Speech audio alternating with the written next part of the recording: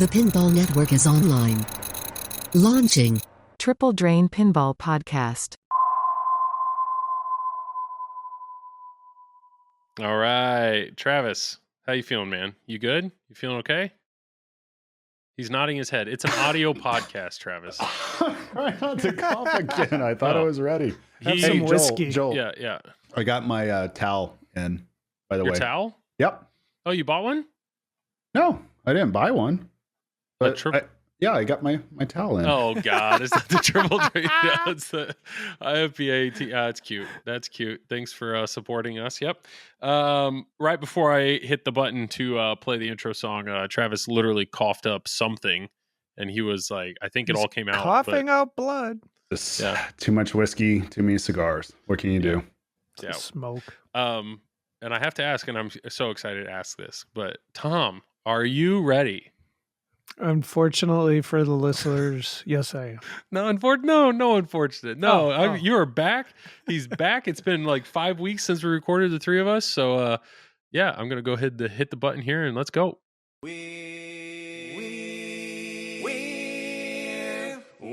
three guys who like to talk pinball, so we came up with a clever name. We're Joel and Travis Tom who talk pinball, and we call ourselves Triple Drain. We're triple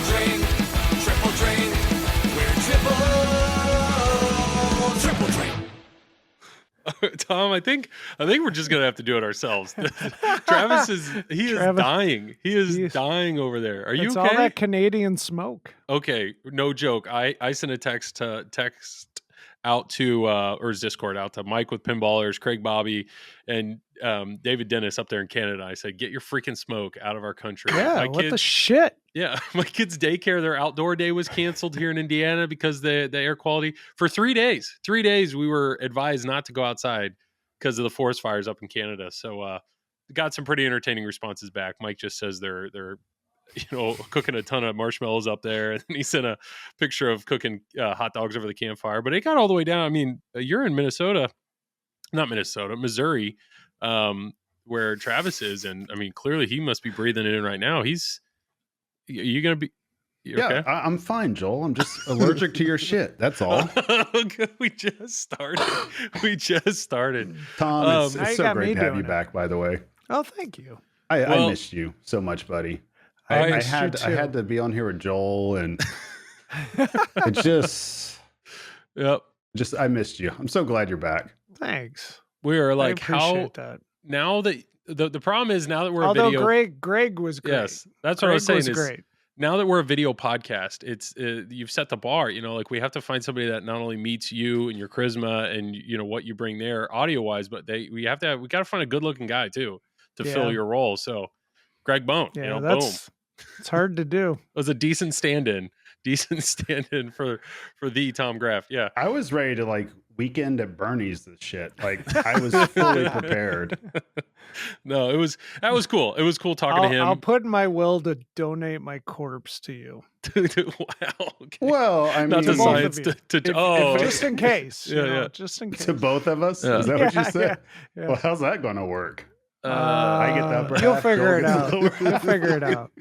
I will say, we've had some really great guests on this show, and it's always cool when people want to be on the show. But Greg was a change of pace because we've had a lot of very technical or tournament, very focused on scoring type of people, and Greg's not that guy, which was awesome. It was cool having somebody just there sharing his love of Halloween and Scooby-Doo. So it was great. It was really cool having Greg on. I'd love to have him on again. That was a lot of fun. Well, at least one person does.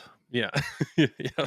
But we have a congratulations in order, and that is Mr. Tom Graf is now officially a Twitch partner, right? Yeah. Twitch partner, yes. Awesome. Last time you were on, it was 5 weeks ago, there was a push, and we kind of said it on the podcast, like, hey, Tom's doing a push here. The big thing is he needs to have consistently high views for like a week plus in a row. So you had kind of knocked that out. You did a bunch of streams all within 2 weeks. And I gamed the system just like the IFPA. Yeah. So your push worked. Yes. And thank you so much to all the listeners or anybody that supported him, because it was enough to get him over the hurdle.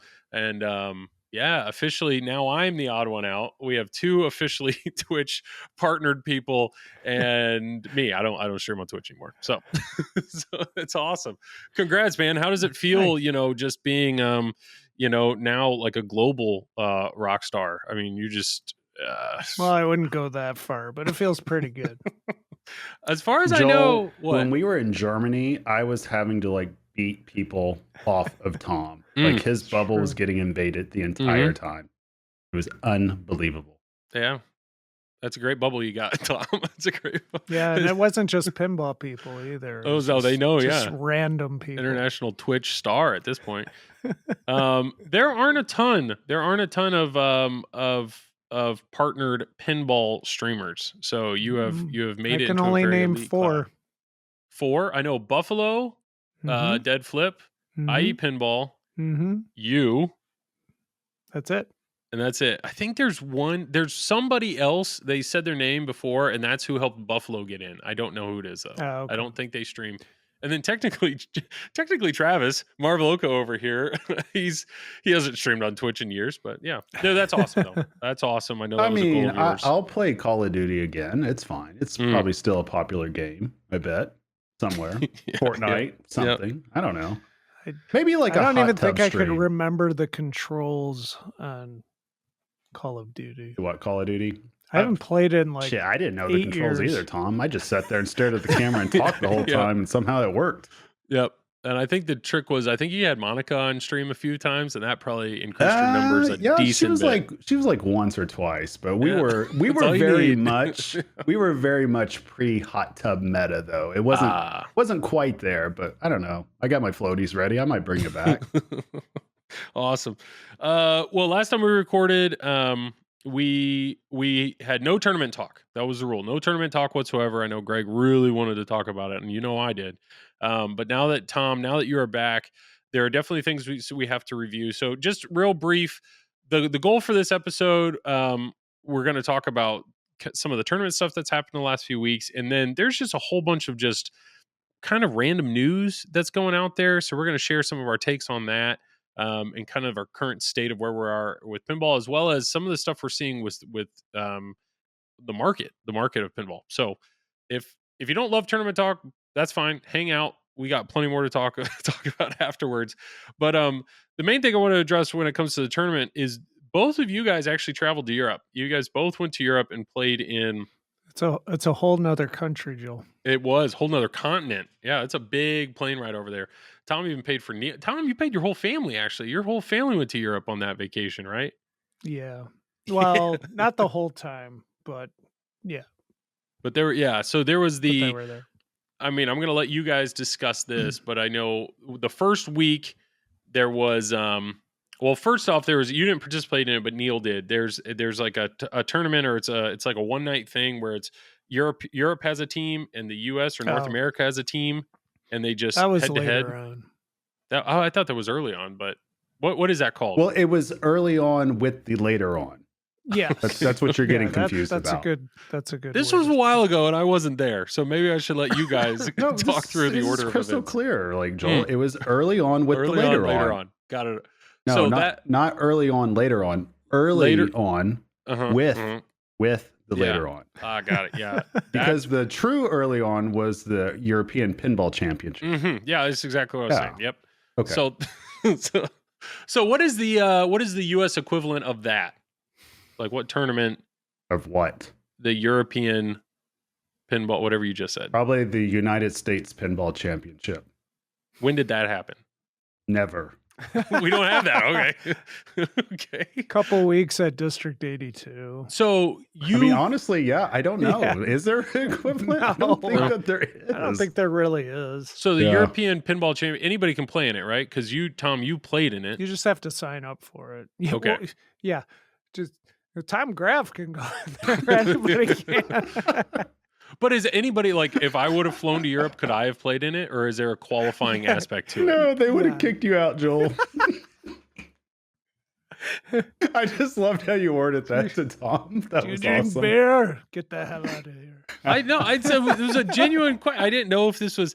I know, obviously, Worlds, when you guys played Worlds, there is clearly a qualifying aspect of that. But the European Pinball Championship, because, newsflash, Tom's not European, but he played in it. So I was wondering, is there actually... My ancestors used to be. Okay, that's all you need. Yeah, the lineage. Yeah, it's a blood draw beforehand, and they swab your spit to find... You're okay. Yeah. No, for real. How do you get into that, or can anybody get into it, or what? You pay I think for it it. was 256 people get to sign up for it.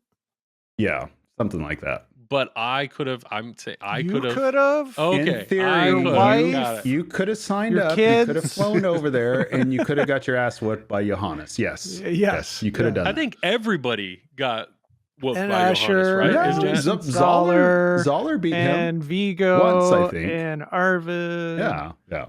There's a lot of excellent players over there, no doubt. Okay.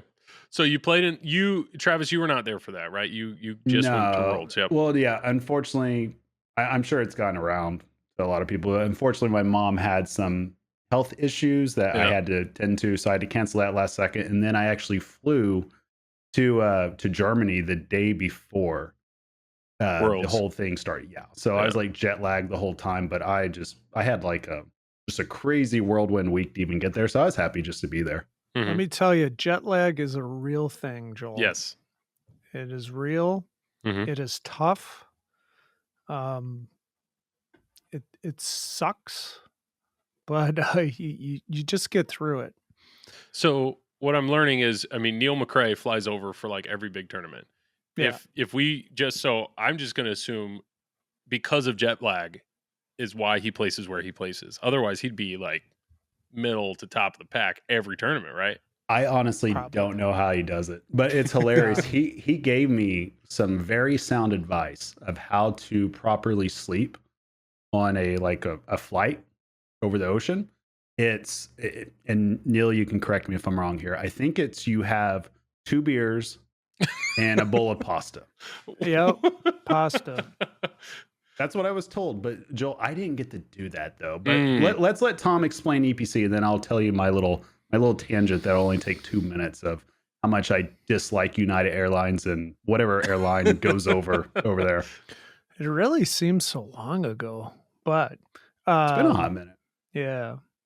So basically, you start with 256 people, and you're broken down into groups of 16. Joel, 16 people.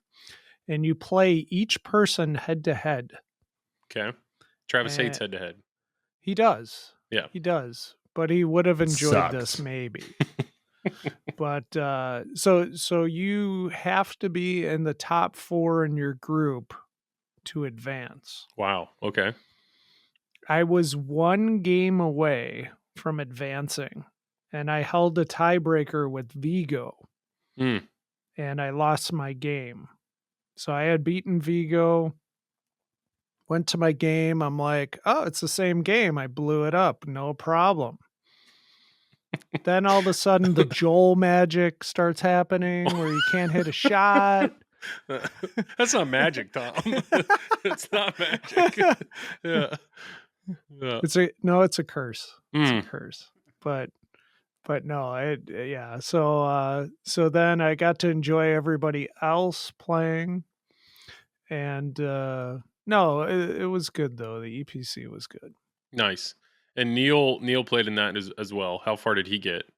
Neil got top 16, I think. Oh wow, nice. Yeah.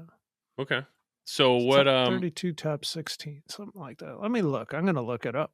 Who do you know off the top of your top 3? 12th. He was 12th. Nice. Who are the top 3 or 4 of that one? Do you remember who won that? Escher won, Jason Zoller second. Good for them. Did Johannes play in that one? Zoller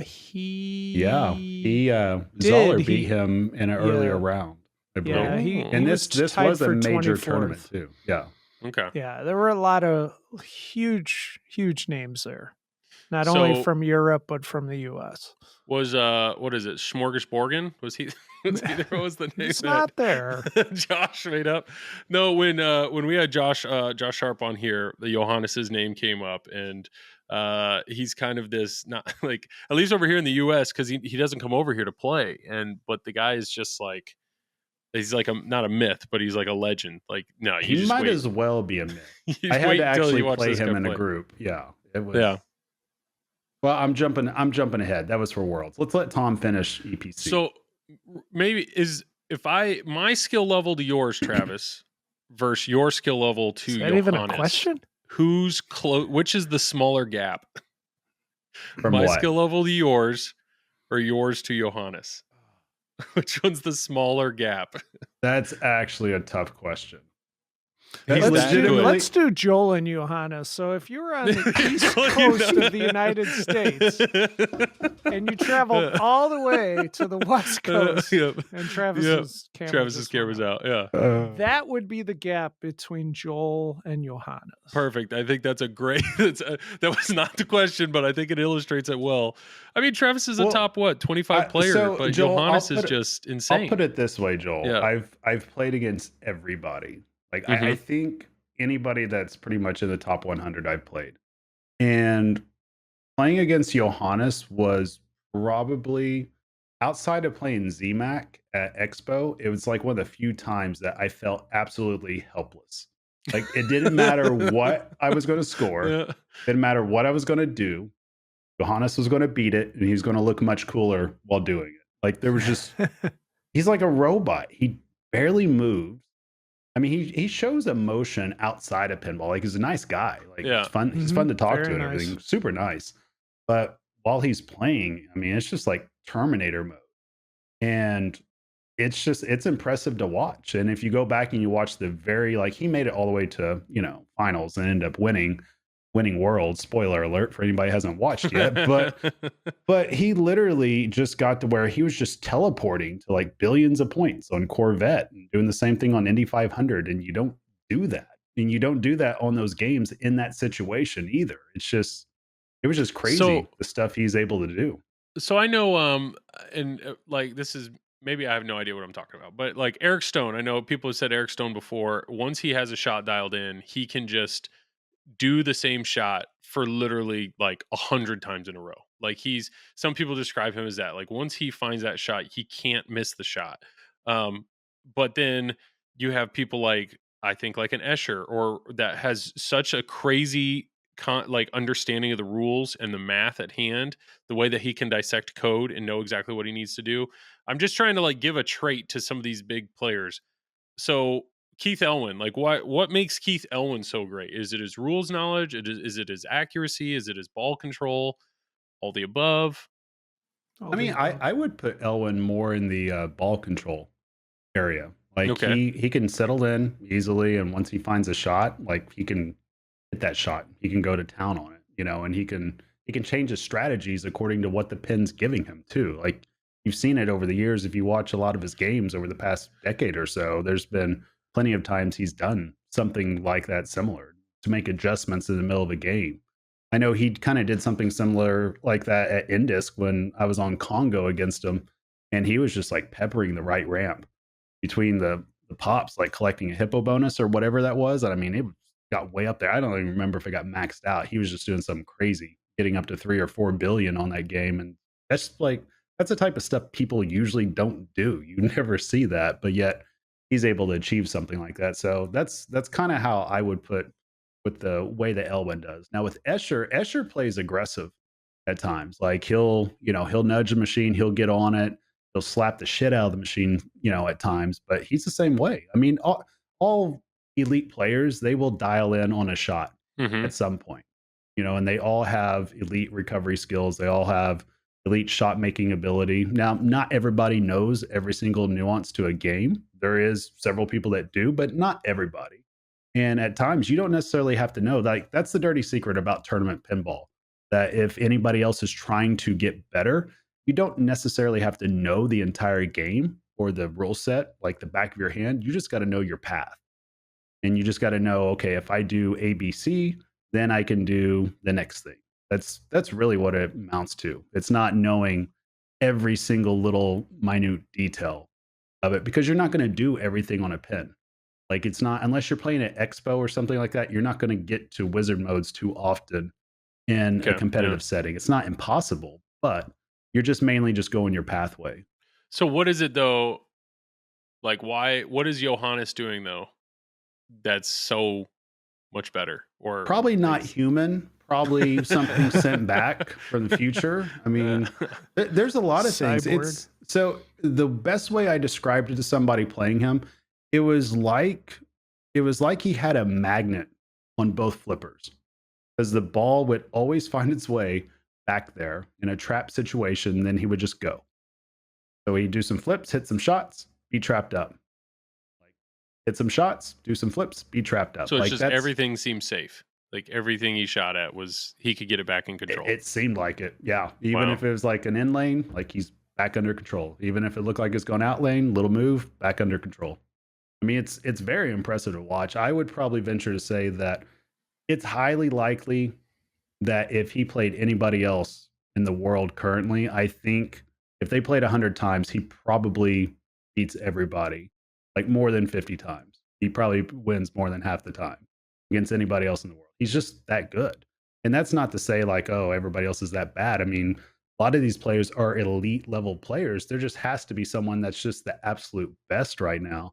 And I mean, I don't know. I would be excited to see him come over and play Indisc or something like that. Because I mean, naturally, you know, one of the first times that we really got to see him up close and see him against high level American players, he was in an area that he was familiar with.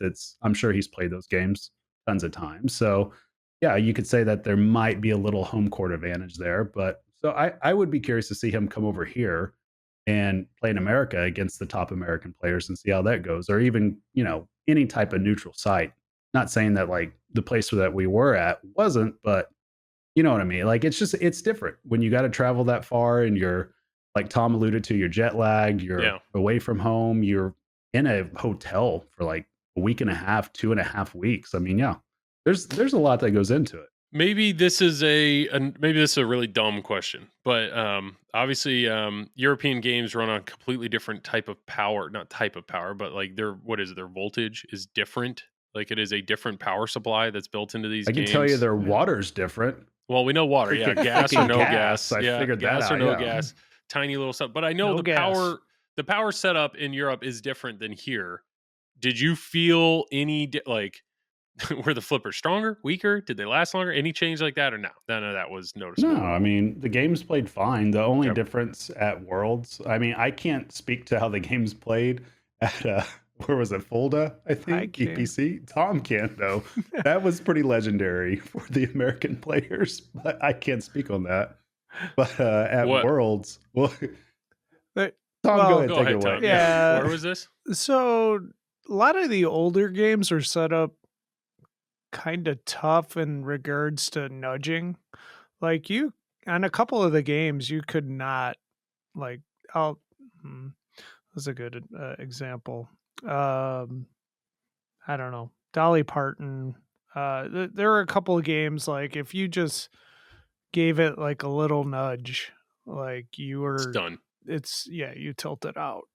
There was an instance where Stone said he like stomped on the ground and it tilted the game. Which if it was going to happen to somebody, Fire had a really outrageous tilt bob in it. You know, so there were just some setups that were like, I understand why they did it because of the quality of players and you know that. But then, like, some of the Stern games, you could sit there and, like, throw them around. And it was like, and then you get, like, a danger. And it was like, well, why is this set up like that? But the other games, you know, where nudging's a skill and you want to try to keep it in play, you know, those were set up tougher.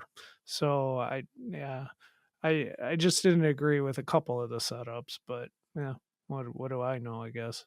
You're nice. Tom Graf, you know, freaking American treasure over here. Yeah. Twitch partner. Almost every Stern machine had a plastic protector on the playfield. No. Yes. Which was very... Is this at Fulda? Or are you talking Worlds now? Both. Oh, so Fulda had the same thing? Yeah. No. Which was very odd to me. And I just remember the guy. I'm looking at Godzilla. I just remember the Godzilla there. Yeah, and like it was just whoever put the flippers back on, they were like up. Oh So no! like every shot was way early. Whatever, something's down now. Something dropped. What'd you drop, Travis? A pen? That was lame. An Apple But- pen. Sounded a lot heavier than that. Which I'm complaining to complain, kind of thing. But at the Yeah, end it of the messes with you. Yeah. yeah, and at the end of the day, it's the same for everybody. Yeah, you learn to adapt, right? Or you should. Right. Hopefully you learn to adapt. I didn't. You didn't. you adapt and overcome. So you had the European Fine. Pinball Championship, and then you got to Worlds. And Worlds, I know like Keith Elwin traveled over for that. Ray Day Escher. I mean, all the big names. All the big names were there. What is it? To qualify, you have to be, it was top 100 players. No? Top however many. How many? Top 80, I Top think. 80. Mhm. Top 80 players correct. in the world in 2000 by the end of 2022. Correct? Yeah. Mhm. So I watched, I mean, this was a while ago, but didn't the final two came down to Johannes, number 1 seed, and wasn't the next guy like the 30th seed or something? Like it was some So underdog yeah, guy that Marcus? made it. Yeah. yeah. He basically was on probably the biggest heater in the history of competitive pinball. Like Yeah. it's pure insanity. I think so. To give an idea, we had to play. I want to say it was it 7 rounds, Tom, or 8 rounds of 3 games each? I think, forget. 8 rounds. 8 rounds. Okay, so Yeah. 8 rounds of 3 games each, and it was the top 32. I think. That's what it was. Made He it was in. 31, I think. Well, yeah, and not only that, Yep. he had to get, I think it was 13 points, then like 17 points and 21 points. He had to do something insane, and 21 points is a perfect round.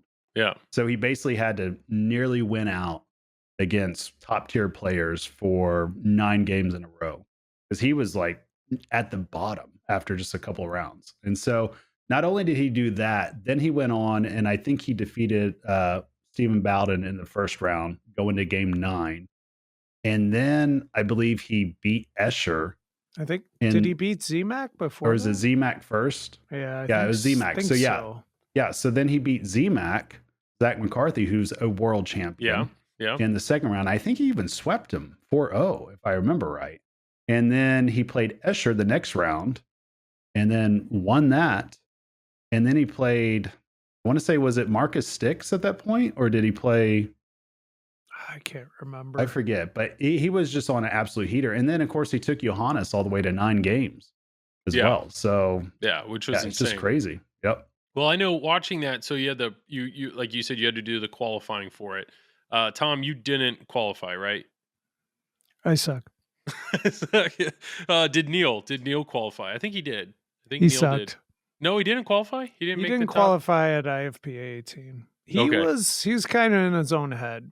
He Uh. wasn't playing good, and then he just kind of got flustered, and he knew when you're behind like Marcus was, it's hard to come back. So you're like, I gotta do this, and when it doesn't happen, you just like fold like a deck of cards. I mean, Yeah, it's not. I mean, these are the best players in the world that But- you're playing against. But I yeah. will say every he did- matchup is He did huge. play in the early before the later. He played in the Epstein Cup. Oh, Yes. that's what it Which- is. The Epstein Right, Cup, which the U.S. did win that, by the way. Yes. So yeah, so America.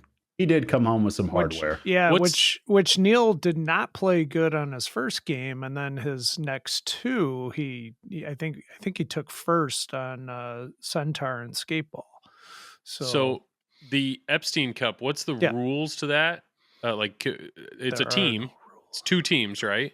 Like a European Yep. team and a North America team. Is it how many players each team? It's like rules. Eight players per team. But how are those 8 people picked? It's based It's off your by rank. Your rank It's the top 8 U.S. players that are willing to play, and I think that are There was willing only to play though. That's well, there was yeah. only one that didn't make the trip, and so Jared August, who's an extremely talented player, one of the best in the U.S., he didn't make the trip, so therefore the spots went down one. I think it was Colin who got the spot. Nice. The cow point. Yeah. So Nice. They really need to do like the Ryder Cup where they have captain's picks and then For dodgeball, I'll take you. Yeah. Was Johannes on the European team? He was. Oh, Johannes, and I think they had Arvid, and they had Daniele and Vigo. Vigo. I mean, they were stacked. It wasn't. And Neil McRae. Yeah. I don't believe Neil McRae was part of that. He team. was in top 8 there. No. Okay, just checking. I love you, Neil. Okay, so that was cool. And how does that format work? The 18, is that head to head, or how does that competition go? The 2 teams of 8. They play in groups of 4, but each team picks who they're playing with. So like Neil played with Escher. Oh, okay. And then I think Carlos played with Jason Zoller. Colin played with Stephen Bowden, and I think it was Raymond and Kaylee. So you just pair up, and then it's a point system. So first gets and then I guess the Americans pick some games, the Europeans pick some games, and then they decide like who's playing who. So it's pretty involved, but Nice. it's a lot of fun to watch, honestly. Cool. Yeah. Well, congrats to the Americans, or is it unfair to say Americans? Is it North America? Or No, was there any no. Canadian there? Well, Teolis was there, but he wasn't on Epstein Cup. So we're just going to count it as America. America. Okay. Well, cool. And then you get to Worlds, and I remember watching that. And Travis, I saw you had made it, so I was watching you, and you went to a tiebreaker with a rather young kid. Is kid the right word? How old was he? I'm not sure how old I think Tyler he could was. shave. Yeah, he had Travis can barely shave. 16 or 17. That's fair. Yeah. But still. Actually, Tyler listens to the podcast. Nice. He was very excited to play Travis. Did somebody drive him to the tournament? His dad was there. I'm going to go with kid then. I'm going to go with kid. that's the barometer. Yeah. No, he did excellent. So he came in. I think he told me that he was like the second or third to last rank in there because he's from New Zealand. So it's kind of like an at-large type thing. But no, he played exceptionally well. I mean, he made finals. He kicked my ass. So, and then I think he took a couple of games off Marcus Sticks in the second round also. So, I mean, he That's did awesome. well. Good on Tyler for sure. Good on him. That's really cool. I didn't know he was from New Zealand. I mean, that's a trip. I'm not salty over losing at all. Oh, I'm he probably perfectly didn't fine have with jet it. lag because he was flying in the other direction, so he was probably like super powered somehow. Right? Isn't that is that how that works? I will say this: it was so freaking trippy because I would wake up and I would be like, at first I was just like, this isn't going to be a real thing. Like I'm fine, and I'd be perfectly fine until the middle of the day. Then I would just hit a wall, and it was like, night, yeah, it was like I was drunk without being mentally impaired. I mean, it's wild. If you look at my, I could tell you were really tired. Oh, Tom was trying to like talk me through it. He was helping me. It was like somebody dragging out somebody that's like drunk out of the pub. Like, you're my best friend. It's okay. Don't worry about it. We'll get here. But no, I had to compete under the same exact conditions as everybody else. It took everything in me just to qualify and make it through qualifying because there was like multiple rounds in which I had to act like I was perfectly fine. But yeah, if you watch me on stream, like I made it on there for a couple of games, you'll notice I was not perfectly fine. I think I had like one game where I had 38 million on Congo. I think something like that. Then my Tron game, in which if I would have won that game, I might have been close to a double buy. So I just got like really lucky buying the dip and just staying up that way. And I think I ended up with like 2 million on Tron when Josh Sharp got to like see a simulation on ball 2 or something like that. So yeah, but I had fun. It was enjoyable. It was a good trip. So I was glad to do it. It was crazy because I felt like the very last day, right? It felt like I was just a day or two away from finally being like adjusted. And then I ended up having to come back home to the States and I had to do it all over and get again. Adjusted again. Yeah. It literally took me a solid 3 weeks just to feel normal again, just to be able to wake up and not have to like live on caffeine the whole time. But it was a lot of fun. It was a great trip, and I thoroughly enjoyed getting to hang out with everybody over there and meeting a lot of the Europeans and everybody that listens to this podcast. Like, we definitely appreciate it. Surprisingly, we actually have people from other parts of the world that listen. So that's pretty cool. So many people. That's really neat. Yeah. Just with Silver Ball swag stuff, seeing where some of it's shipped to, it literally gets shipped all over the world, which is really humbling. Like that's awesome. It's weird that the three of us who live in completely different states are talking over the internet, and yet people all over the world listen to this. So, hey, if you listen to this, somebody's got to so pay much. for Joel's golf cart. So we appreciate all you guys. Thank you. Yeah. Speaking of which, Patreon supporters, thank you so much. Thank you so much for that. We have had a few Patreon supporters leave, and it usually the answer is just it's the Patreon's not as active as they were hoping, and I get it. Some of the other Patrons out there do other things or calls or all. Way to sell it, Joel. Yeah, way to really drive that home. At the end of the day, that was always our thing with Patreon. Was like, this is just a way to support us if you'd like us to, and if you do, thank you so much. But unfortunately, no, we're busy enough to try to schedule like a. If somebody wants to put 100,000 into our Patreon, I will guarantee you, Joel will drive his golf cart up to your house personally. Yeah, 100,000. Yep. I will make sure his golf cart gets there, and we will cart your ass around wherever you want to go. Maybe we need a higher tier where we do, well, the three of us will Skype call you once a month. It's going to have to be a pretty high tier, but no, it's just with the three of us, it's already hard enough to schedule just finding time for us to talk. Dude, this podcast is a lot of fun, but yeah, it's just difficult. For 10 grand, we'll get in a hot tub with you. Yeah, with you. Yeah, if I'll bring the beer, it'll be fine. Anywhere in the Joel world. will bring the blindfolds. Wow.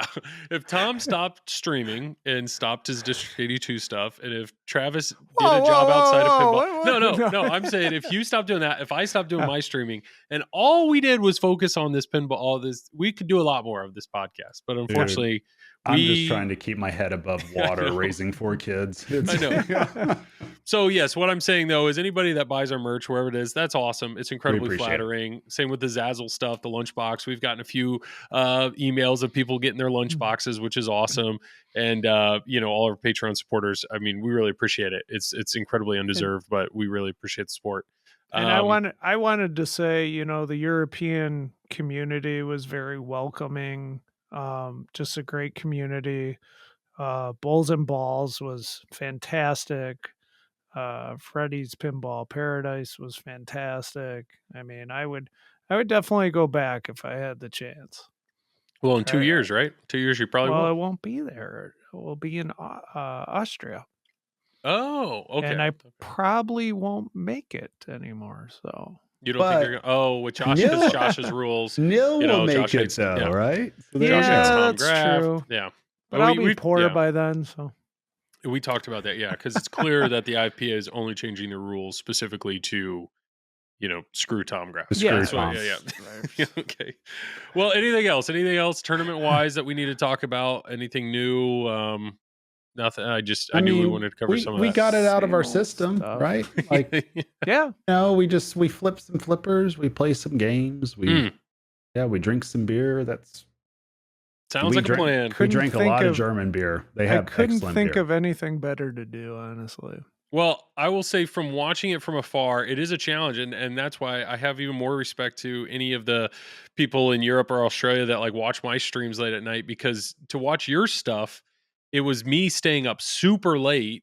And then some of the stuff, it was like, okay, they're getting into later rounds, but I'm not going to make it. So I'd go to bed. And then the first thing I'd do when I'd wake up would be like checking like what happened and it's just that time zone it's legit. But mad respect to anybody that consumes our content live outside of the US. That's pretty awesome.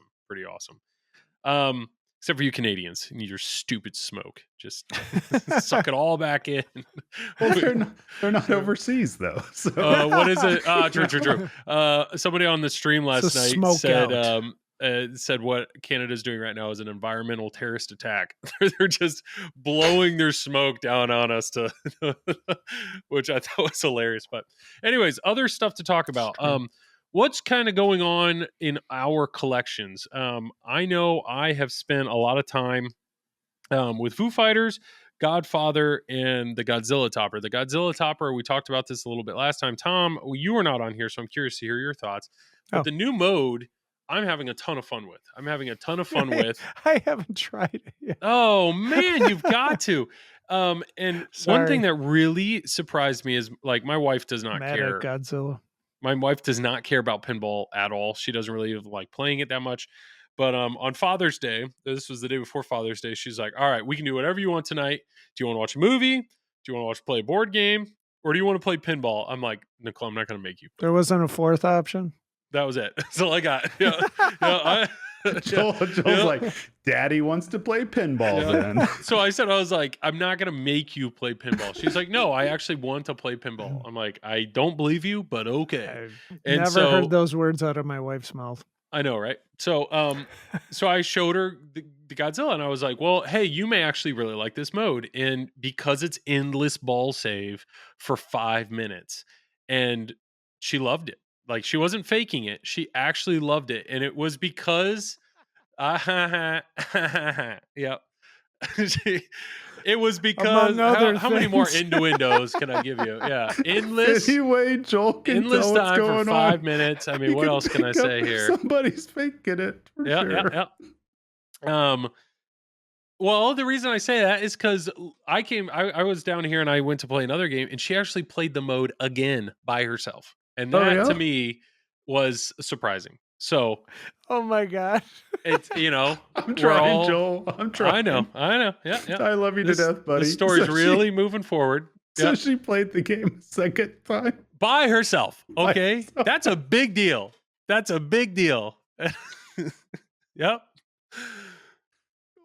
That's how good. I know. That's how good the King of the Monsters, right? We gotta be professional here. Time attack. Yeah, I think you're both right. It's a time attack. It's a time attack. Yeah, is that what it is? It's a time attack. It's guaranteed. Guaranteed 5 minutes of fun. Yeah. Guaranteed 5 minutes of fun. Endless ball save. Guaranteed. Yep. So while Travis composes himself here, I'm sorry, Keith, if Keith Elwin's listening to this, I'm trying to be professional and talk about how great your mode is. Okay. But we actually played it. And what I will say is my wife genuinely enjoyed it. And it's 5 minutes of ball save. So to get through the first phase, you have to kill every monster. And what I've really enjoyed is when I play Godzilla casually, there are monsters that I avoid because I know I'm not good at them. So like Megalon is one of them. Nice, Tom. Megalon is one of them. That's a hard monster for me.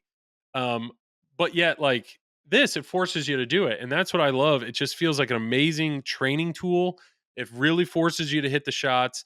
And you miss it, it doesn't matter. You just keep going. And then the faster you beat phase 1 that gives you more time for phase 2. And then phase 2 is even more so. You have to focus in on very specific shots multiple times, which is quite a challenge. To be honest, I haven't beaten phase 2 yet. I got really close. I was one shot away. Just a heads up, once you get through all the shots, which the display is showing you, you then have to hit the scoop. And that's what screwed me over. So I had 10 seconds. The scoop? Yeah, I hit my last shot and I thought I hit it.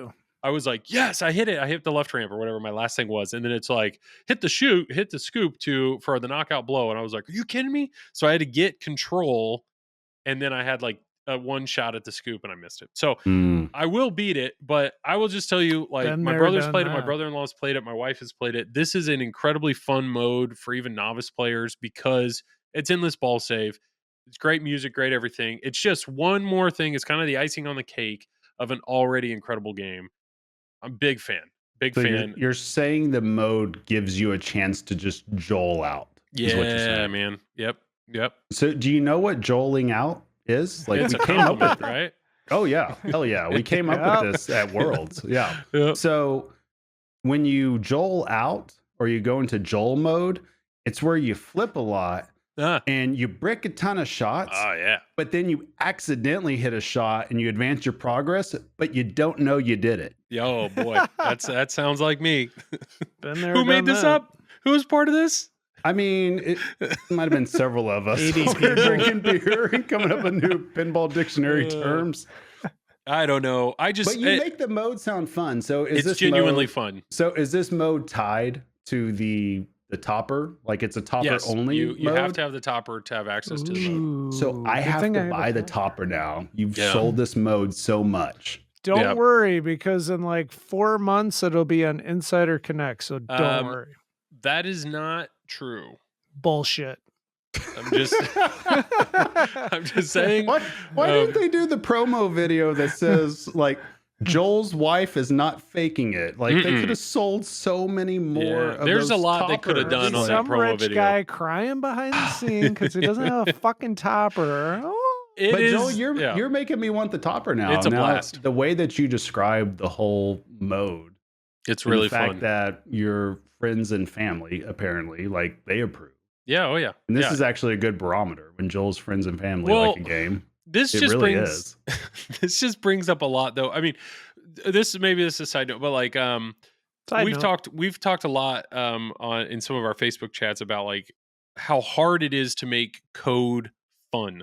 Correct. And how to make code fun for everyone, right? Because if a game has the complexity and the depth needed for players like you and Tom to stay involved and stay entertained, there's a chance that code may be too complicated for me to enjoy, because it's not like, you got to give me fun things close to the flipper that are early on in the code that keep drawing me back, but it can't be repetitive. Like if it's a very linear game and I'm playing the same mode over and over and over, and I never get to see the third or fourth stage of the ladder, like that to me is unfortunate, because I know there's a ton of game there I'm never seeing. But at the other end, if you have a game that's really where it's a shallow game, but you have a ton of options, and sure, you get a ton of games to explore, but then they don't keep you guys entertained because you guys can just explore it all. And it's like, whatever, there's nothing. So the one game we keep coming back to of like, well, what's a game that does it well? And the game we keep coming back to is Godzilla, because Godzilla for me, for a novice player, the multi-ball, you just bash the building enough, you're going to get to a multi-ball. You bash Mechagodzilla enough, you're going to get to a multi-ball. You are making progress on mode shots. Like even if you're bricking or hitting any shot, the audio is rewarding you with feeling like you're doing something. My dad made that comment. He's like, I don't know what I'm doing in Godzilla, but it's making me feel like I'm doing something right, because you're actually hitting shots, you're hearing explosions, you're hearing this, you're hearing that. And then next thing you know, you're in a battle. Like, there's so much there for the novice player, but yet the three of us, I mean, we've gone into depth before, the complexity of Godzilla and the way you can never, in a tournament setting, you're never locked out. If one path stops all of a sudden, you can divert and go a completely different way. It's balanced so well. There's insane depth to the game too, all the way to whatever, King of the Monsters, Planet X, and then there's even one further than that. I don't know. You guys You're know what I'm saying saying. you like I Godzilla. know what you're saying. But we're saying Godzilla's code, the way that it's structured, it is such a good balance for all types of players.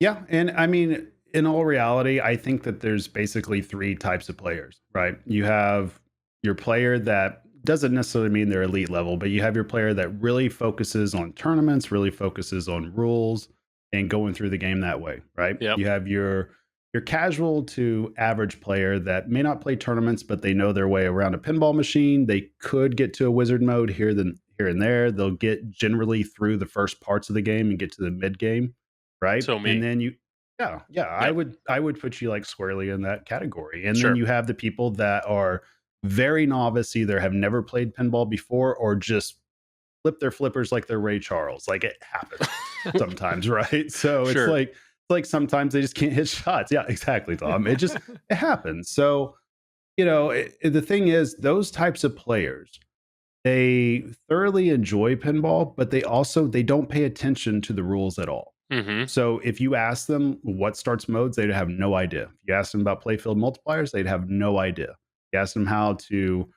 score a super jackpot on a multi-ball, they would have no idea. But what they do know is what it feels like to hit a shot, like whether they get a response from a call out, a light show, just some type of sound, some type of haptic feedback for them through the shaker motor, whatever it could be. That's the way that they operate. And they look for pinball moments. Like we hear that a lot, but they especially look for that. And a lot of the pinball moments are what?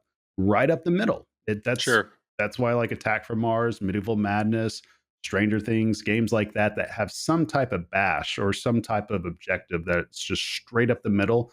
It's just the most obvious thing for these players to go after. So that's kind of where code goes. They see that, and then it's just, I don't know. I think overall for the vast majority of pinball players, they wouldn't know if they saw a balanced game. And that's not to say, oh, they have no clue what's going on. It's just that they don't pay attention close enough to scoring to see if something is unbalanced. Like saying, I'm going to do this mode instead of this all the time because it's obviously a higher scoring mode and easier shots and easier to get through. They probably don't notice those nuances at times. And that's kind of the way that it is with Godzilla, in a way that it's just so balanced, but yet there are some modes to where you could get a little bit more scoring out of it. But guess what? You have to do something a little bit more skillful to do it. And Megalon falls directly under that. And that's what makes that mode so much fun to do, is that you could either come away like with a complete stinker and not hardly have any points, or you could come away just like blowing the gates off the game in general. So yeah, that's what makes the game a lot of fun for me. And plus, like you talked about earlier, the side quest and stuff like that. Yeah. That's what I like calling them. Like if I have something on the side to do, as opposed to just doing my main progress, for me, that catches my attention a lot more, especially in a home setting, because then I can just part around and play the game different ways. And it's kind of the way you can do like any game, I guess. But with Godzilla, it rewards you getting secret combos, all kinds of different city combos. Like you could play the loop meta. A lot of people don't realize that there's even a loop meta on there, but you could do that as well. So yeah, I mean, it's a well-balanced game with that, because you're asked to hit every single shot that's in the game, and every single shot matters at one point or another. And that's a sign of a well-rounded game. Yeah, totally. And I just think it's, the more I play it, the more it really, I don't know, establishes to me just how well-rounded the game is to all different levels. And what I think is interesting is the two other games that I have here and how different they are. Because Godfather, I've had a lot of my friends and family would step up to this over the last few weeks, and every single person is like, that is a beautiful game. They look up to it. They're like, this game is gorgeous. Then they're like, this game feels like Godfather. But they play it like twice. They just feel like it just, they're like, I have no idea what's going on. And to them, I get what you're saying with moments, but there's so many lights, there's so much light show. And then most of the time, a novice player is looking for something mechanical they want to interact with. Like, what does that thing do? And, this is not an insult to anything that Eric did, but like, you got the main bash guy in the back, but he's not the most interactive thing. And I don't know, there's just so much going on with it. It just like, it's not pulling in any of the novice people in my life. They just like, and that's my view with a lot of JJP games, is that the code is actually very, like, there's a lot of depth there and very complex code. And it takes a lot for me to even grasp what I'm doing. I've only streamed it once. We're going to stream it again in a week. And I feel like I have to take notes, to like learn these types of games. So for some people, they just chew this up because they love that type of complexity.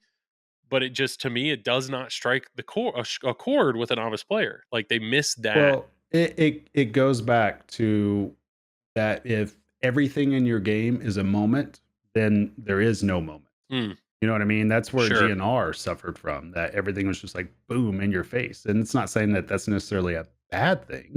It's just like we talked about, the extreme casuals, they live for a moment, right? But it's got to feel like an earned moment as well, that you're doing something a couple of times that eventually something cool happens.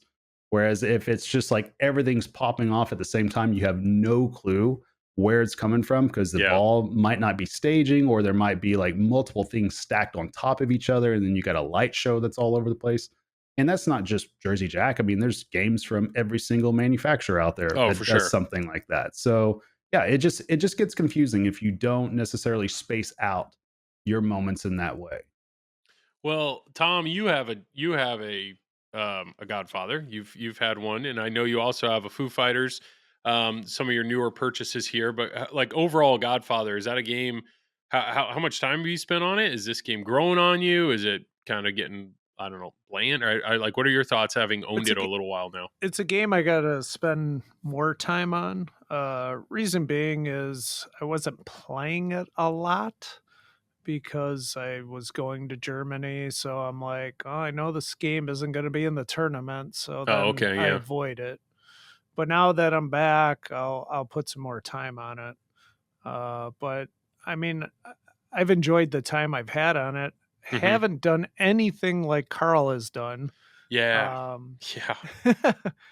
I still have to watch his stuff and really dig into it, but isn't his goal a 1 trillion point job cash out?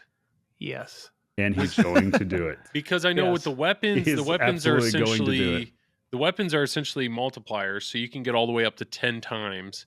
And then you can hit that shot, and I think you can get that up to like 2 or 3 times on top of like, I don't know, whatever. And then there's something else where if he levels something else, but he's built up some absurd multiplier, and then he's like doing something ridiculous in a mode. Like it's insane the stack that he's building. But if he does it, boom! Like what's hilarious is like that game. The scoring is just off the cuff compared to all the other Jersey Jack games. I mean, like dialed in, you can maybe get a couple million. Wizard of Oz, if you do 1 million, you probably, got to the end of the game. But that game, there's huge scoring potential compared to all the other Jersey Jack games. Yeah, I haven't made the scoreboard yet. The lowest score on the scoreboard, 75 million. What are you doing all day long? It's a freaking hard game.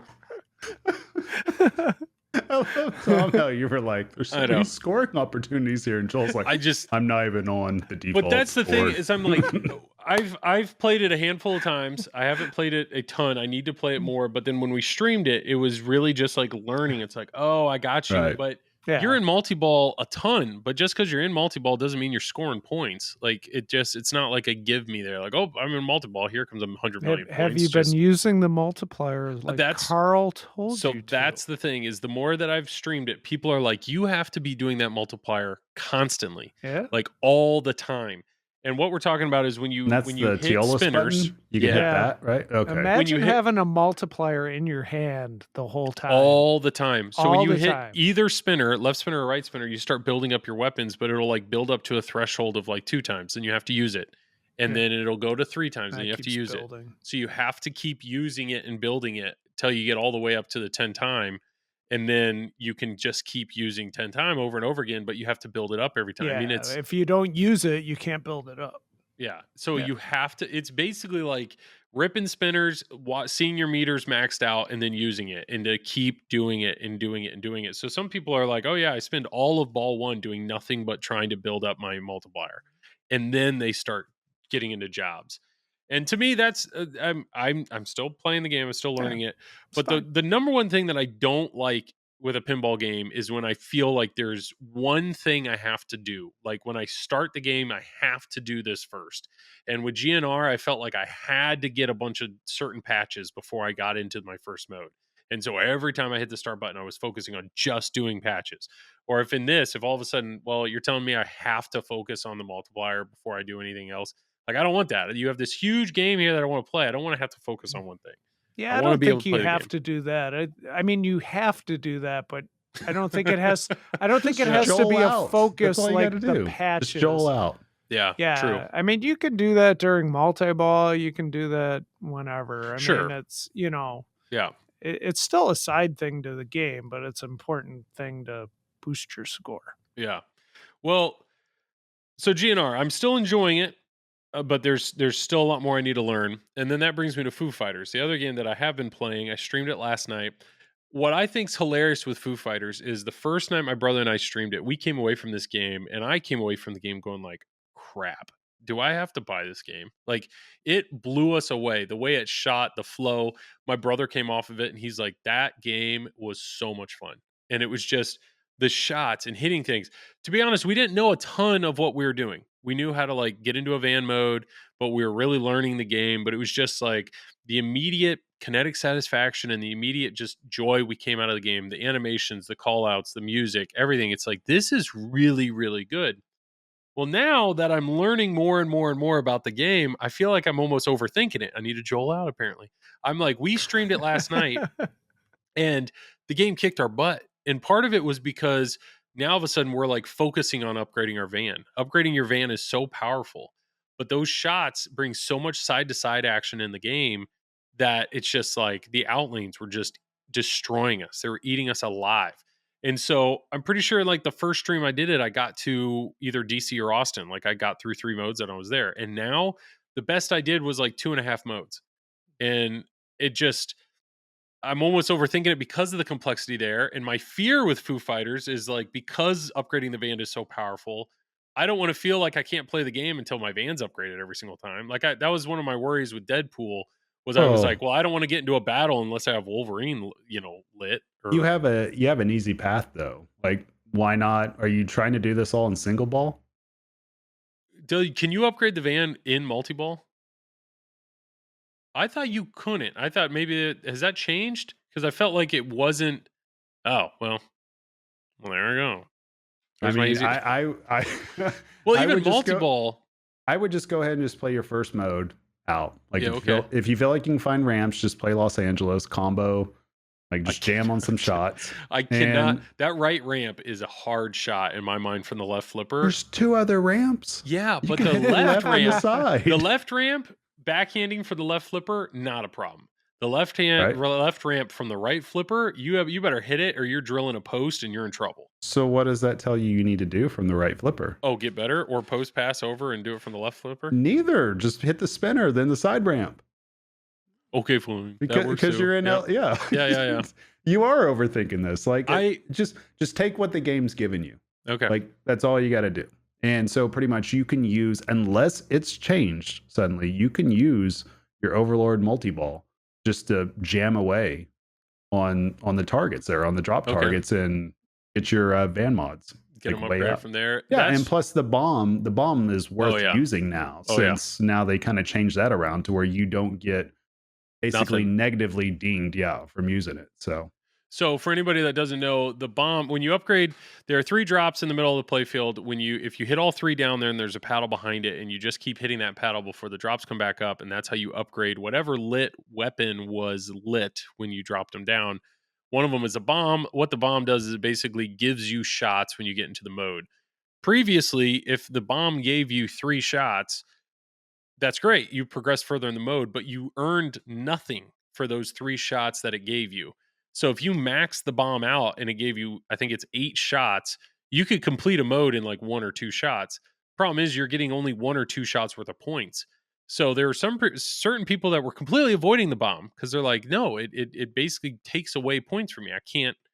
So now that has changed. Now when you use the bomb, and it gives you the shots, it gives you the points you would have gotten for that. So now I watched Chuck Wirt was straight down the middle. He streamed it early on. If you fully max out the van, so that gives you max time, max points, and max shots hit, he was like starting a mode, finishing the mode in 2 shots, and getting like 400 plus million points. Like it's just boom, there it all is because he focused. So it's one of those. Well, what do you want to do? Do you want to hit those shots in the mode, or do you want to just focus on it? Like if you could get really good at hitting the drops down consistently and over again, you could really do some damage on that game just because of the perks of the van. But I don't know. What I think is what's cool about Foo Fighters is coming back to what I was saying. Godzilla is such an incredibly well-rounded game. Godfather, gorgeous game, incredible assets, beautiful to look at, but it's not grabbing. I just don't think it touches the novice people. Like it doesn't entertain them crazy well. I think the Foo Fighters does entertain novice very well. I think it can be very fun to just step up and play. But I think there are some people that are complaining that this code isn't deep enough. Or there are people like really good players feel like they're like, yeah, I can blow through all 6 cities and I'm done. Now I understand the final wizard mode isn't in it. There's the Combatron mode isn't in it. I think the Foobot mode is in it, which is like a task-based thing. You have to do 5 different things. This is Tom. Tom, you have really grown to love this game, Foo Fighters. Yeah, I like it. So what is it about Foo Fighters that like has really I don't know. I think you said I think your exact words were I hate Godzilla and now I love Foo Fighters. It was something like that? It was something along the lines. Hate and Godzilla were together. I have this hate with Godzilla because I do so bad at it in tournaments lately that I just want to get a flamethrower and fucking burn it to the ground. But other than that, I like it. Yeah. But no, Foo Fighters, I think the shots are just so accessible in Foo Fighters that it's a little easier. There's good flow. I don't know. I just like the way I like it. I just like the design and the rules so far. I think it needs to be a little deeper, sure. But I enjoy it for what it is so far. So how do you and this is this is us giving direct notes to Raymond Davidson who's clearly listening right now. So we're going to go ahead and tell him how to do his job better is the goal. There's you can only do so much with inserts. What? I don't think that's possible. You don't think Ray Day can improve? No. I think that's a lie. He's too good. That's a lie. Last night on stream, there was a time when I was in a mode, my fork was up, but there's no ball in there. There's no ball in there. So I was ready to complete the mode. With the new code? New code, 0.95. Oh. Signed it with love, Raymond Davidson. That fork was up. I'm bashing a fork with no ball behind it. I can't beat my mode. Oh my god! And I was saying, Ray, he's ripping his earphones. Why is my fork up, rushing to Ray? Stern. Why is my fork up, Ray? Go watch the stream, Ray. It's right around an hour. Explain what's going on. Wow. I can tell you right now, it wasn't Tanya's code. It was definitely Ray's code. That is. I think we know that for a fact. No, but so Ray. I mean, there's six cities. There's two. Maybe you just need a rush.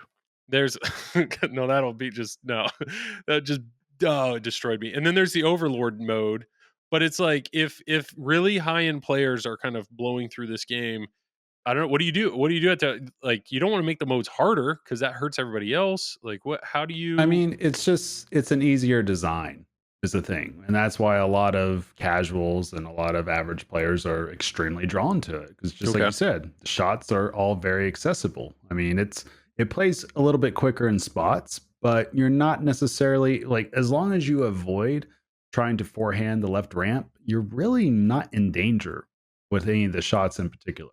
So that's what leads to a little bit longer ball times anyways. And that's pretty much what leads to people. Like we're seeing a lot of people get through the game and wonder, okay, what else is there to do? But I mean, you still got to play exceptionally well if you want to like truly do everything in the game, like getting Austin and DC and Foobot multi-ball and getting all your van mods completely maxed out. That still takes effort and work. It's not like everybody does that, but it is understandable how people feel like, okay, there may not be much here because, I mean, on the surface, there's not too many like side things to necessarily extremely focus on as just it's one thing. It's almost like there's side things that happen during you doing your main thing. So what I mean by that is, for instance, getting a Foobot, right?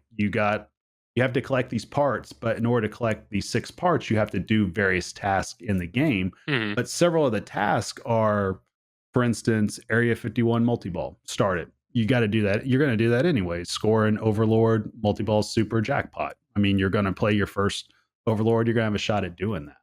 So it's not like these things are just guaranteed, but it's kind of like you're going to play through the game anyways to achieve that. Whereas there's some stuff in other games like talking about Godzilla, for instance, you may not necessarily see some of the things on purpose or without doing them on purpose, like Rampage or something like that. Whereas other parts, Jet Fighters, you'll do just playing through the game.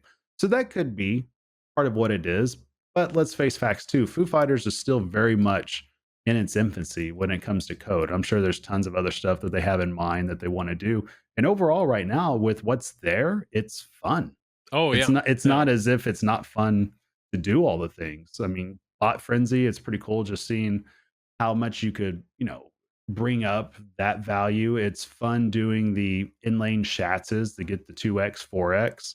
It's overall, there's lots of fun elements to the game itself. Now, they're going to figure it out in terms of where to take code, because I've seen it feels like a lot of people, what they're very concerned about, it's not necessarily the depth of rules, it's the call outs. I see that more than anything on Facebook or even on the Foo Fighters group. They're all concerned about extra call outs. So Jack Danger was on the Marco Specialty stream today, and I only caught a little of it. But what I did see was apparently it did say on that stream there are more call outs coming, but there will not be any call outs from the band. Like that is I think that was clearly said at this point. Like, no, don't hold that. But there are more call outs coming. There was Pinmonk actor, actually, Victor said on Pinside, there was a post, and what he was referring to was Deadpool. Deadpool, the code was good, but it wasn't until 0.96. There we go. There's a Flipper fan right there, or the power supply fan. He said it wasn't until Deadpool 0.96 when they added Mech Suit Multiball that Deadpool code really became great, like where it is today. And for those that you don't know, Mech Suit Multiball, what's cool about that is the whole time you're playing a combo, anytime you combo, you can, and then you cash them out, you're collecting them, and then you actually collect them at the scoop once you get to 45. So that's something you're kind of just doing gradually throughout the game. Once you get to 45, it gives you this little kind of random mini wizard mode called Mech Suit Multiball, which is actually a blast. It's a really cool, fun mode, but it's kind of completely separate from everything else in the game. That happened in 0.96 of the code. We just had 0.95 of Foo Fighters. So I know the Combotron code, like mode, is not in there. Multi-ball. Yeah, there's a chance multi. that could be something very similar. I know there's already stuff built in the game where you're mapping out different combos. So maybe there will be some sort of requirement. So that could be a whole nother thing to like, okay, yeah, I've already got through three cities. I did DC. Oh, wait, I'm only one or two combos away from this thing. Let me go ahead and knock that out. Like, there could be some other side modes. I know I love Bot Frenzy already. Maybe they have more than one type of other bot-related modes in there that could be really valuable. There's stuff like that they could sprinkle in. Yeah, and it's funny you mentioned that. That was one of the things. It's almost feels like the bots are a big part of the game. Yeah. Right. So it would be pretty cool if there was just certain modes that were kind of tied in to the bot award besides just the bot frenzy, because that is pretty neat to have just some type of mode that's running in the background there, but you have to actually start it to where you have to do a bunch of things to get to that point, and then you have to hit the left ramp to get it going. So yeah, I like that in general as well. And I think we're probably going to see more code for sure. I mean, there's not a wizard mode in it yet, a final wizard mode. Just like you said, there's not even one. The multi-balls aren't even in it. There's more call outs coming. So I would just tell everybody that's out there that's wondering about that, just be patient. Like, sure. It's not it's going to come. code, for God's it's sake. it's going to come. I just realized they could do, like, you have the UFO, which is how you you bash that UFO kind of captive ball in the back, and that's how you get your boom shots. I don't know exactly what your ray shots where you can your tractor beam. I think is what they call it. Yep. Yeah, but it's like they could, I'm not saying they will, but they could have a mode like once you've done so many UFO hits, then you qualify that mode. I mean, there's things like that where they could sprinkle in other things throughout the code where it's things you are doing throughout the game.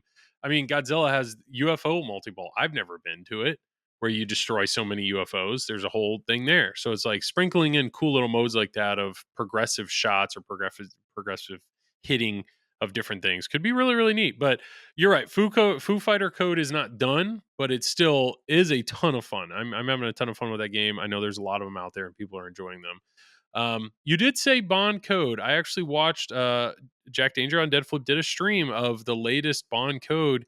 And to be honest, they are fleshing that game out. There's a lot more in that game than when I had it. And when I was streaming it, I saw a lot more animations. I actually saw, I'm pretty sure all 6 villains are in, all 6 henchmen. The Bond women are in it now, which brings in a really interesting multiplier aspect, which that I think points are going to get pretty nuts with that, what you can do with the multipliers.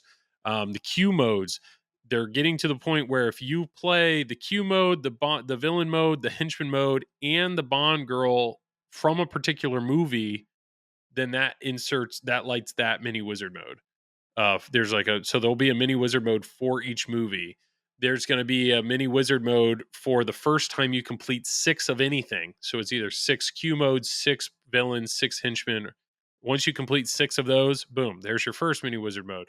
And then apparently the next time you do the next 6 things, there would be your second one. But apparently the way they're setting it up is you're actually going to be able to select which wizard mode. So it's not like if you're really good at doing villains, you won't have to have the same wizard mode for completing the villains every single time you play.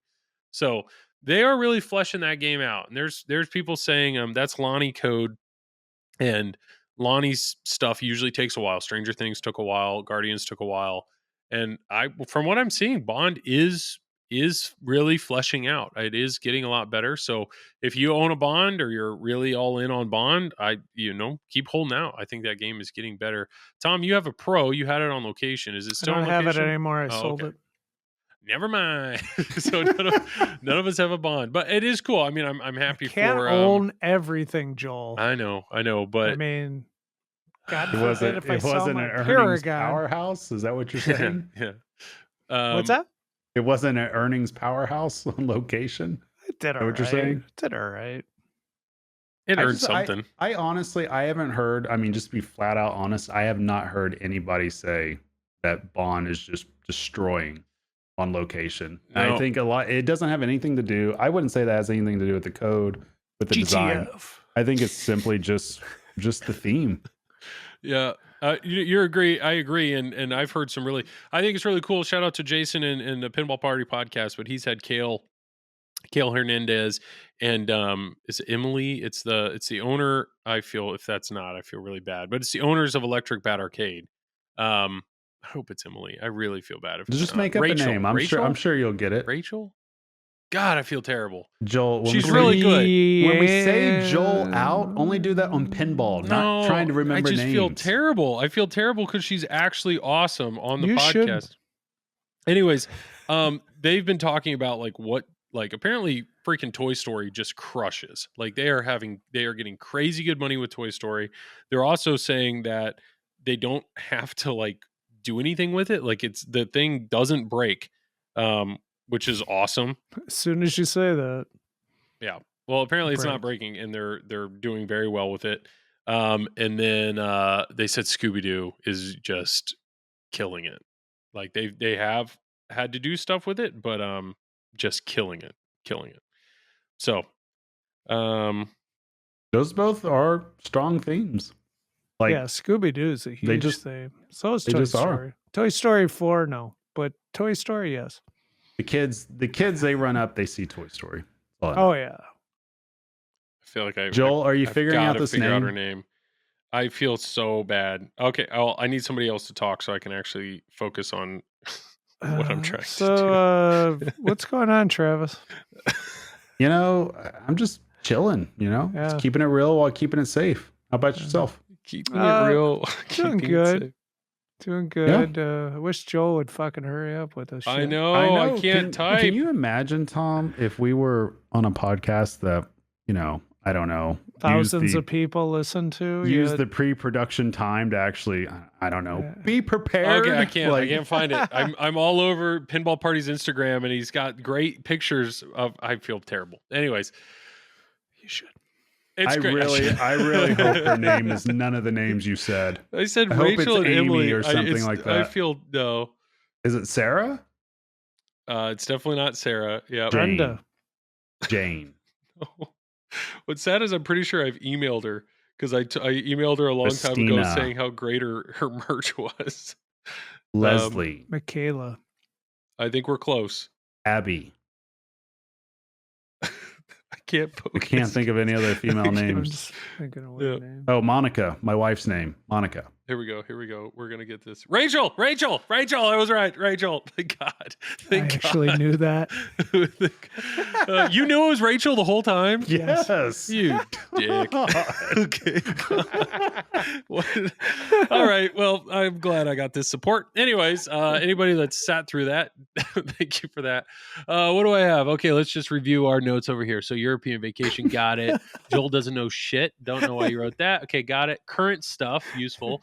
Joel's in a weird spot because he actually has money now. Ah, yes. So I like how you read my all the pre-production Patreon notes. we give you. That's where No, what I meant by I'm in a weird spot is I sold Deadpool. I sold Deadpool now weeks ago, and that money's just sitting here. It's just sitting here, burning a hole in my pocket. The goal is to buy a Cactus Canyon SE Plus with it, and once in again, the just to Joel rehash, safe. I freaking love that game, and it's when we were talking about code earlier. You said novices like moments. There are so many cool little things in that game that you can just immediately enjoy, whether it's bashing Bart, the quick draw with the what's the word? Drop targets popping up and you just have to quickly hit them.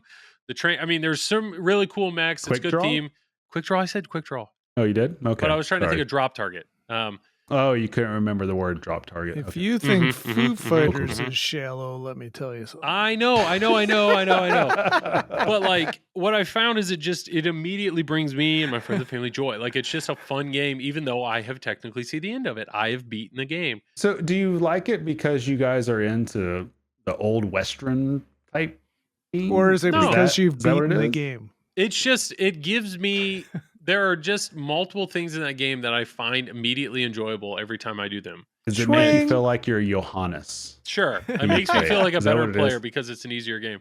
But There you go. but even Nothing wrong with that. even if I'm looking at it that way, I'm thinking, okay, and we've had this discussion before.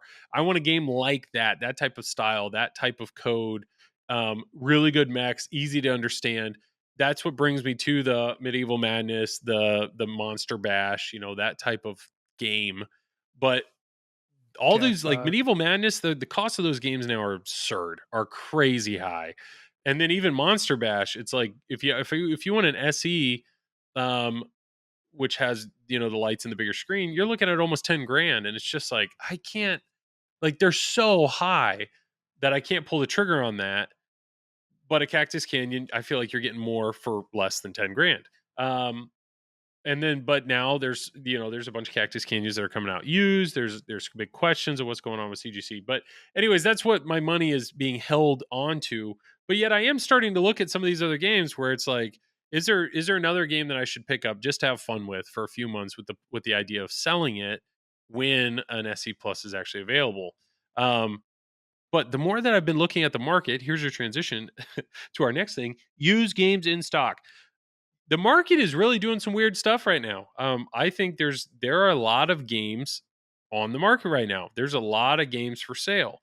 And I saw this earlier today. There are distributors now that have Godzilla premiums in stock. And they have Foo Fighter premiums in stock. Most of what Stern has to offer, you can buy from somebody it's not like they've crazy marked up or anything. They're in stock. They are available. So most new in-box games that you want are there. And now we had a ton of games released at the beginning of the year. There are some people that are kind of getting over Foo Fighters, or they're like, okay, I've played it. I've had a lot of fun with it.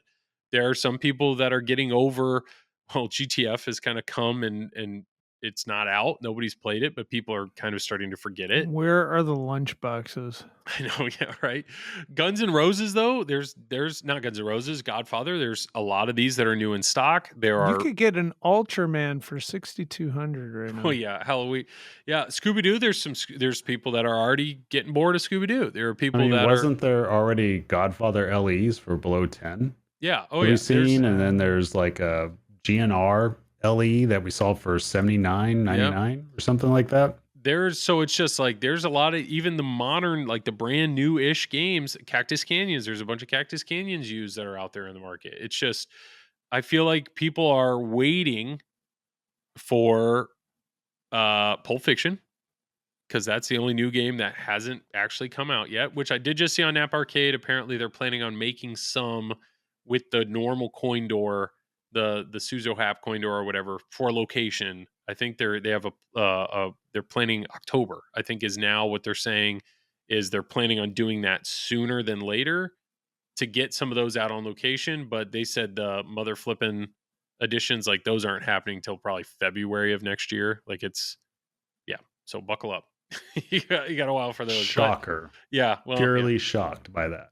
But I just I don't know. I don't know what's going on in the market here. Are we at a point where it's flooded, or are we just at a weird, because everybody, shot their load at the beginning of the year with 5 games? We're just sitting here waiting on what's that next. That is a nasty comment. I feel like shot your load can be something besides just sexual. Could be wrong. Not to Travis. Giggity. But I don't know. I mean, Venom is the rumor, but now there's basically other what rumors. you're saying is like, supply is outpacing demand at this point. And it hasn't been like this in a long time.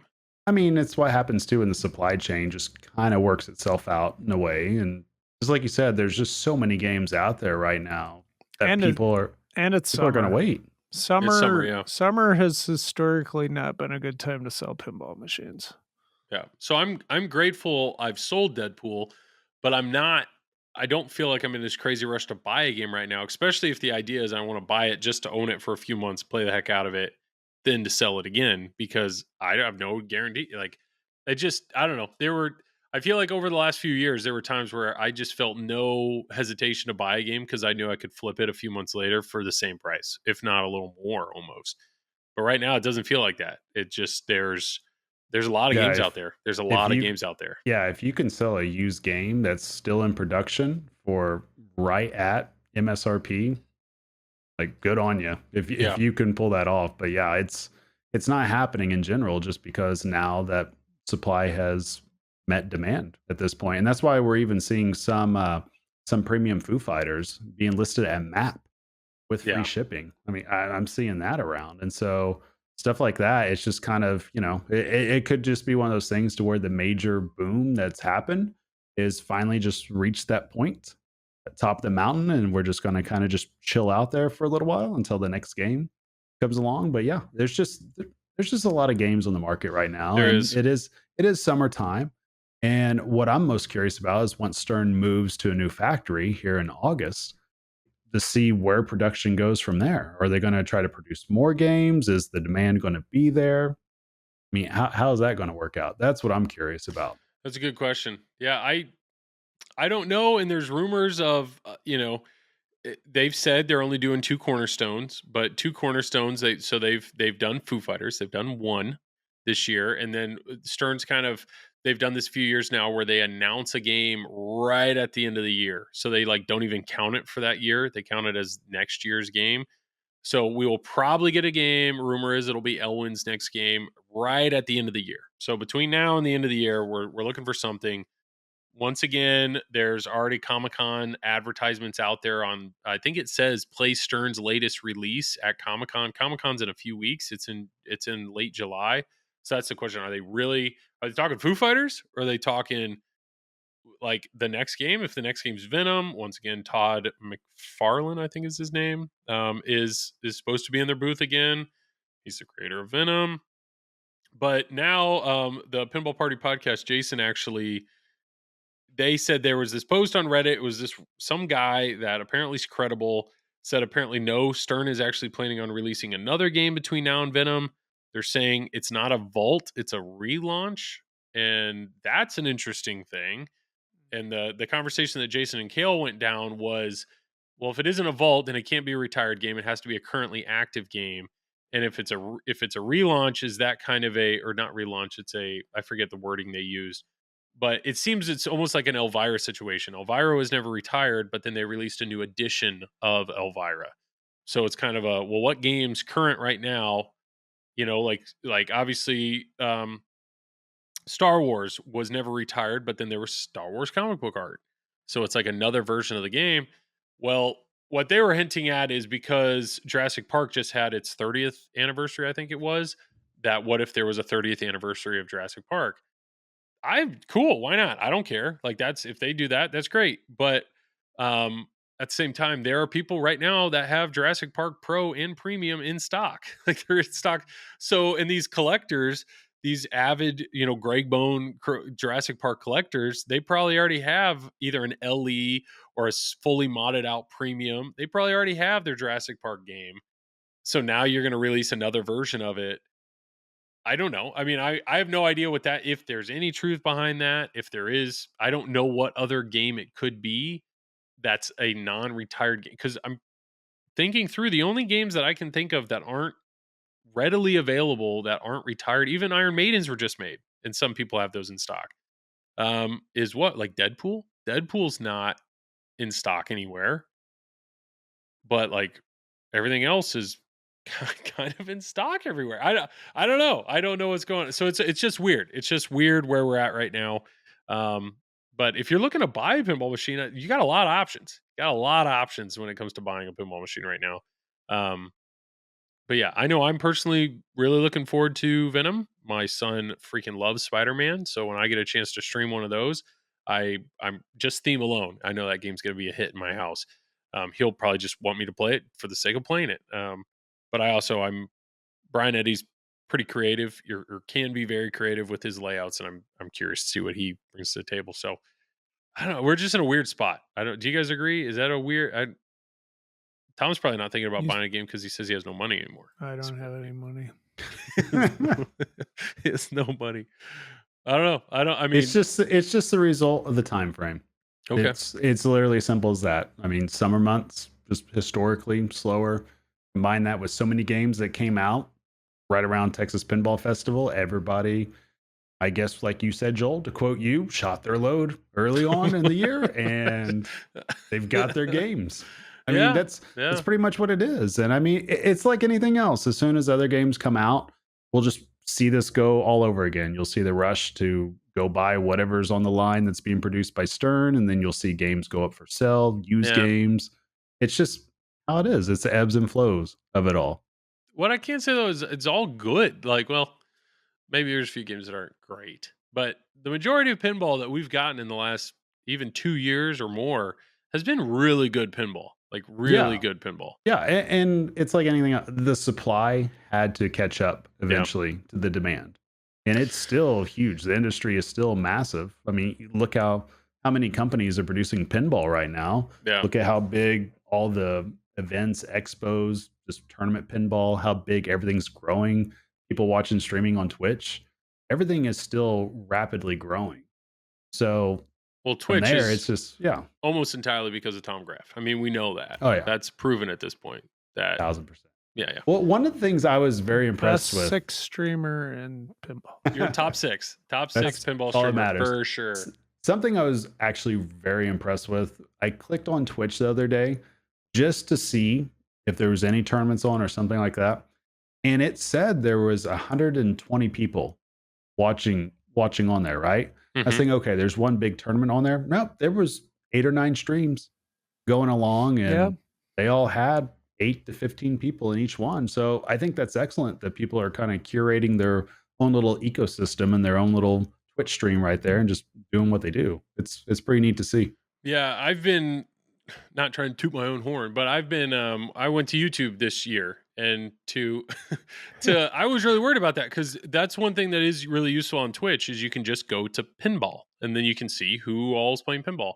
YouTube doesn't have that. YouTube doesn't have that type of way to find live streams. So to see people turn out to watch my stream, I know they're either deliberately doing that, or they just happen to be opening up YouTube and happen to be subscribed to Flipping Out at the time, and that's where they'll see that I'm live.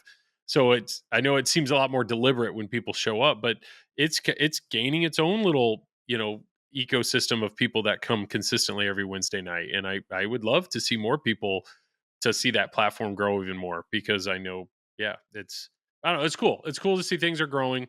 But yeah, there's a lot more. Nap Arcade's been killing it. Nap Arcade's been killing it right now with a ton of rumors. And I don't get super excited about rumors just because I don't. Is it all about the Spinal Tap pinball machine? Oh no! On a random side note, there, huge shout out to Dr. John and the Aussie Man Pinball Podcast, or the Aussie Pinball Podcast. It's on the Pinball Network. He interviewed Mike. I don't know the guy's last name. I can't say it. The owner, the main dude at Home Pin, and it is one of the most incredible things I've ever listened to. If you're into pinball, listen to that podcast. You were really into Mike, weren't you? The guy is clearly smart, but I've never heard somebody so confident in everything he says. You got to play a Thunderbirds, and you'll know why. Everything he says. But that's the problem. Is he saying anybody in pinball media that's ever said anything bad about Thunderbirds, we've clearly never played it, or we're only piling on to get our 5 minutes of fame or 15 minutes of fame. For the record, I will I've go on played record. It's a piece of shit. You can quote me on that. So Tom's going on the record. I will go on the record and say I have played it. Yeah. I played it at a tournament, Mm-hmm. and I was an a-hole enough that I was the bus driver. And you know what game I picked? You picked it. I picked that game. That Oh. was going to be game one. Because you know Yeah, how yeah. good it was, right? Yeah, we had an opportunity. There was 4 players that were going to play this game for 3 balls. We were going to play 12 balls. Okay. We got through 1.5 balls, and the game shut off and stopped working. That's the last time I played Thunderbirds. Well, I we- tried. Well, I that's gave it a shot. Clearly the operator's Yeah. fault. It clearly wasn't a motherboard issue. That was Right, one thing right. he went off on. Is Right. he basically described all pinball manufacturers as complete morons that are basing their game on a motherboard, because apparently every motherboard is only meant to work for like 2 years. So he's like, all these manufacturers are charging a 10 the Bally grand. Williams ones just they Well- crap out so fast. That's my question, is like, what is this guy complain? Like, what is the different? Like, what does he mean by Now, motherboard? are you talking about the motherboards, or are you just talking about the Spike 2 node system? That's the in thing, is he general? didn't clarify anything. He just said Okay. motherboard. All I can think of is, I mean, like a JJP game is genuinely running on a computer. Like, there is a full-fledged computer with a separate hard drive running in that machine. But I know, like, I'm pretty confident, like, the P-Rock system is not that way. Maybe we're going to base ourselves on like semantics, because the little machine that's running everything is basically the size of a Raspberry Pi. While, yeah, the Stern, it's a whole CPU board and then a bunch of node boards. But does he count a Stern CPU as a motherboard? Like, what? I don't know. But whatever it is, because his is running off of something, but whatever he's using is far superior. Far superior. It's not gonna. Whatever. How do we even get on talking about home pin? Somebody said something about home pin. And just go listen to it is podcast. so great. It is such an enjoyable podcast to listen to. I don't know, but at the same time, I don't think I'll ever buy a home pin game based on what the guy said. And he also said very clearly, he is not making games for pinball people. That's not his. It's not his bag, is what he kept saying. It's not my bag. He doesn't care Not about my rules. bag, baby. He just wants. Is he in his Austin view- Powers? No, his view of pinball is him and a buddy drinking beer, flipping the game around. It's all about mechanical. He just wants to see mechanical things happen on the playfield. He does not great. care about score. Play a at fucking all. bagatelle too. he doesn't. He doesn't care about score at all. Like, It's at not all. important. He's like, if my buddy It's just scores the number one fucking important thing about pinball. he's Tom like, is feisty. I love it. uh, But I'm just stating facts. what is Joel like repeating right now? What I said earlier, that the extreme casuals, they may like what he's describing is exactly what we see. Here's the problem though. Mm. Your game still has to be good. Like, people still have to actually enjoy playing it. No, It still apparently has not. to have moments in it. You can't just have something that's mechanical that doesn't have the sound, right? And the light show with it also. You got to build up the whole atmosphere. If it's just mechanical, I mean, it's like mechanical. moving That's it, not yeah. exciting. But not no, exciting. apparently if it was you, like, he's like, me and a buddy come over, have a few drinks, but if my Flip buddy a scores 10 whitewood. more, Let's go. he's like, my buddy has 10 more points to me at the end of the game. I don't care. It's not my bag. It's not my bag. He doesn't care. I don't know. So, like, It what almost sounds like a carnival game it just that seems, you're trying to build. No, it seems like what he wants to genuinely Carnival build organization. he just wants to build licensed furniture. Just something that sits in a game room that looks pretty. And as long as they can turn on, you can plunge a ball and flip it around a little bit. Then- That's all he cares about. Then make a couple of cocktails. Then, like with Yeah, a Then you cocktail could- table yeah, would and then probably you could work in use that, it. You that form. could use it as a footrest one day, and then play some pinball the other. I don't know. Yeah, I that is curious, just because it's perfectly okay to not play for score. Sure. The vast Yeah, majority, of course. the vast majority of people that play pinball in an arcade, They're not playing for score. They have no idea. But they are playing for the atmosphere. So you have to give them the atmosphere. And they have to feel that as soon as they hit the start button. Before they even plunge a ball, they have to feel like they're being pulled in to whatever world that game is supposed to pull them in with. And so if you're not feeling that, then you're not going to feel it. And I can tell you, I played Thunderbirds enough for all 4.5 balls to tell you I did not feel pulled in to Thunderbirds. He said Spinal Tap, there's a DMD, which is for the actual modes and score. And then there's an LCD to show clips of the movie. But he did say, he goes, what I will tell you is we tried to line up the clips of the movie with what you're doing in the game as much as possible. But he's like, it's a very active game. It's a really fast game. I can't pause the game to get a clip to finish to then start the next clip for the mode. Like, he's like, that's not possible. So we did our best. So really what it sounds like is it's just playing clips of the movie as he wants. But I'm thinking like, every other one of these pins is trying to find a way to do that, trying to find a way to to choreograph the actual assets of the theme into what you're doing in the game. And a lot of them do it rather successfully. So I don't know, just go listen to the interview. It's incredible. But different strokes for different folks. I just can't, like, it seems to me that home pin, sure, is it a pinball machine at the end of the day? Yes. Is it a pinball machine meant for anybody that's listening to this podcast? No, not at all. I just don't. It just doesn't seem like, and he's basically clear. That's not his. It's not his bag. It's not my bag. If it's not in Tom's collection, is it even a pinball machine? It's true at this point. Which is going to be crazy when he sells Godfather or Godzilla. It's going to be. I mean, just right. Yeah. It's not even a pinball machine. Godzilla. Yeah. So what's the other rumor? So Knapp is killing it. What's he killing it with? Whatever we got. There's rumors of Ghostbusters, but that brings up what is it? What's the rumor for Ghostbusters? Let's just go through the rumors. Yeah, let's just straight up steal Din-Din's little thing that he does. Nap Arcade. You have Ghostbusters has been rumored for a long time. To do what? That they're going to remake it in some capacity, and like a vault, or apparently the drama with that is what is it? Trudeau is obviously he's in prison for some terrible things. Whether or not the company would even want to associate anything that he's done again. So then the rumor is, well, what if George Gomez took the game and tweaked the layout a little bit enough that now the creator Trudeau doesn't actually get. Is Trudeau the right word? Is that his? What? John? Yeah, we'll just call him Ass Clown. It's fine. Okay, I just want to make sure I'm not actually saying somebody else's name, but the designer of that, right? That was the thing. What if George Gomez took it, tweaked it enough to then make it feel like it's his layout?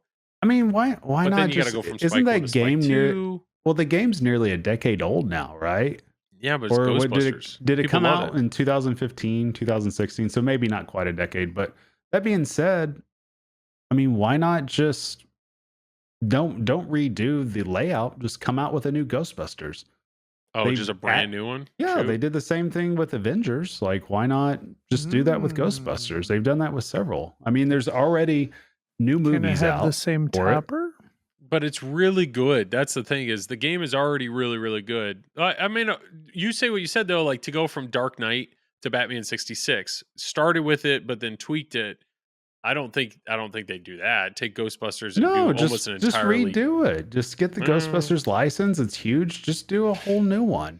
What are people going to do? Say, oh, I don't want to get this brand new Ghostbusters that's on the Spike 2 that has all the movie clips and all that because this game came out several years ago. It would sell. Like, why not? Well, there's licensing issues. Well, yeah, but I'm saying, like, why not go ahead and just do that as opposed to tweaking what you have now. So don't tweak, just start over.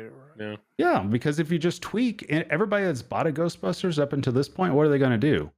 Like, just go like run for the hills? Yeah, like they're not going to. So why not just make a whole new game? Because then they will. That's kind of crazy. Yeah, I hadn't thought about that. That's why I get paid the big bucks right there, Joel. There's rumors flying around for Big Bang Bar and Twilight Zone. Okay, what's the rumor? What's the rumors there? That somebody's making them. Debunk or confirm, or I think there's people have bought the license for both. So somebody out there owns the license, which means there's a good chance those are going to get made. In my opinion, I don't care about Big Bang Bar at all. It's just it's a game and a theme that'll never end up in my collection. I don't care. It just doesn't. The only thing that would bother me if Chicago Gaming does it, then that means they're tied up for another year plus making those. Yeah. Make damn Pulp Fiction game. Do you have a blankie on there, Tom? He does. Yeah, I'm cold. Where's your comfy at? My I wife sent you a comfy. My wife stole it. Yeah, my wife wears it all the time. Cold in the basement. But Twilight Zone. But Twilight Zone, though, my thought with Twilight Zone is if it's a big company, if it's a Chicago Gaming making that, then I care about it because I know it's going to be made, and I know it's going to be made well, and I know they're not going to price it some crazy thing. If it's some brand new company, I have a little more speculation. Like, what's it going to be built off? What's the build quality going to be like? Like, I don't want to just throw my ring or my money into the hat. What am I saying? Whatever saying I'm saying. I don't want to, if I just want to risk it for that.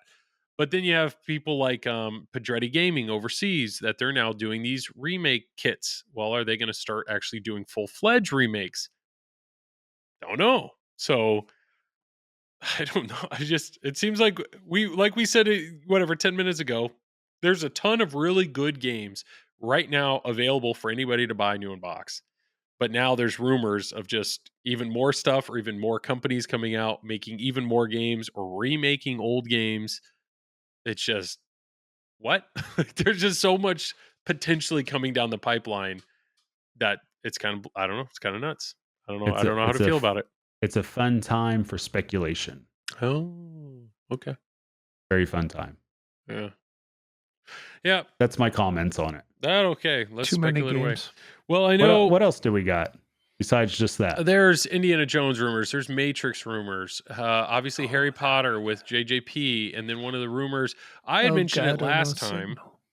Yeah, Travis has gone out. This is the third time. I was trying to be polite and ignore it, but it's so consistent.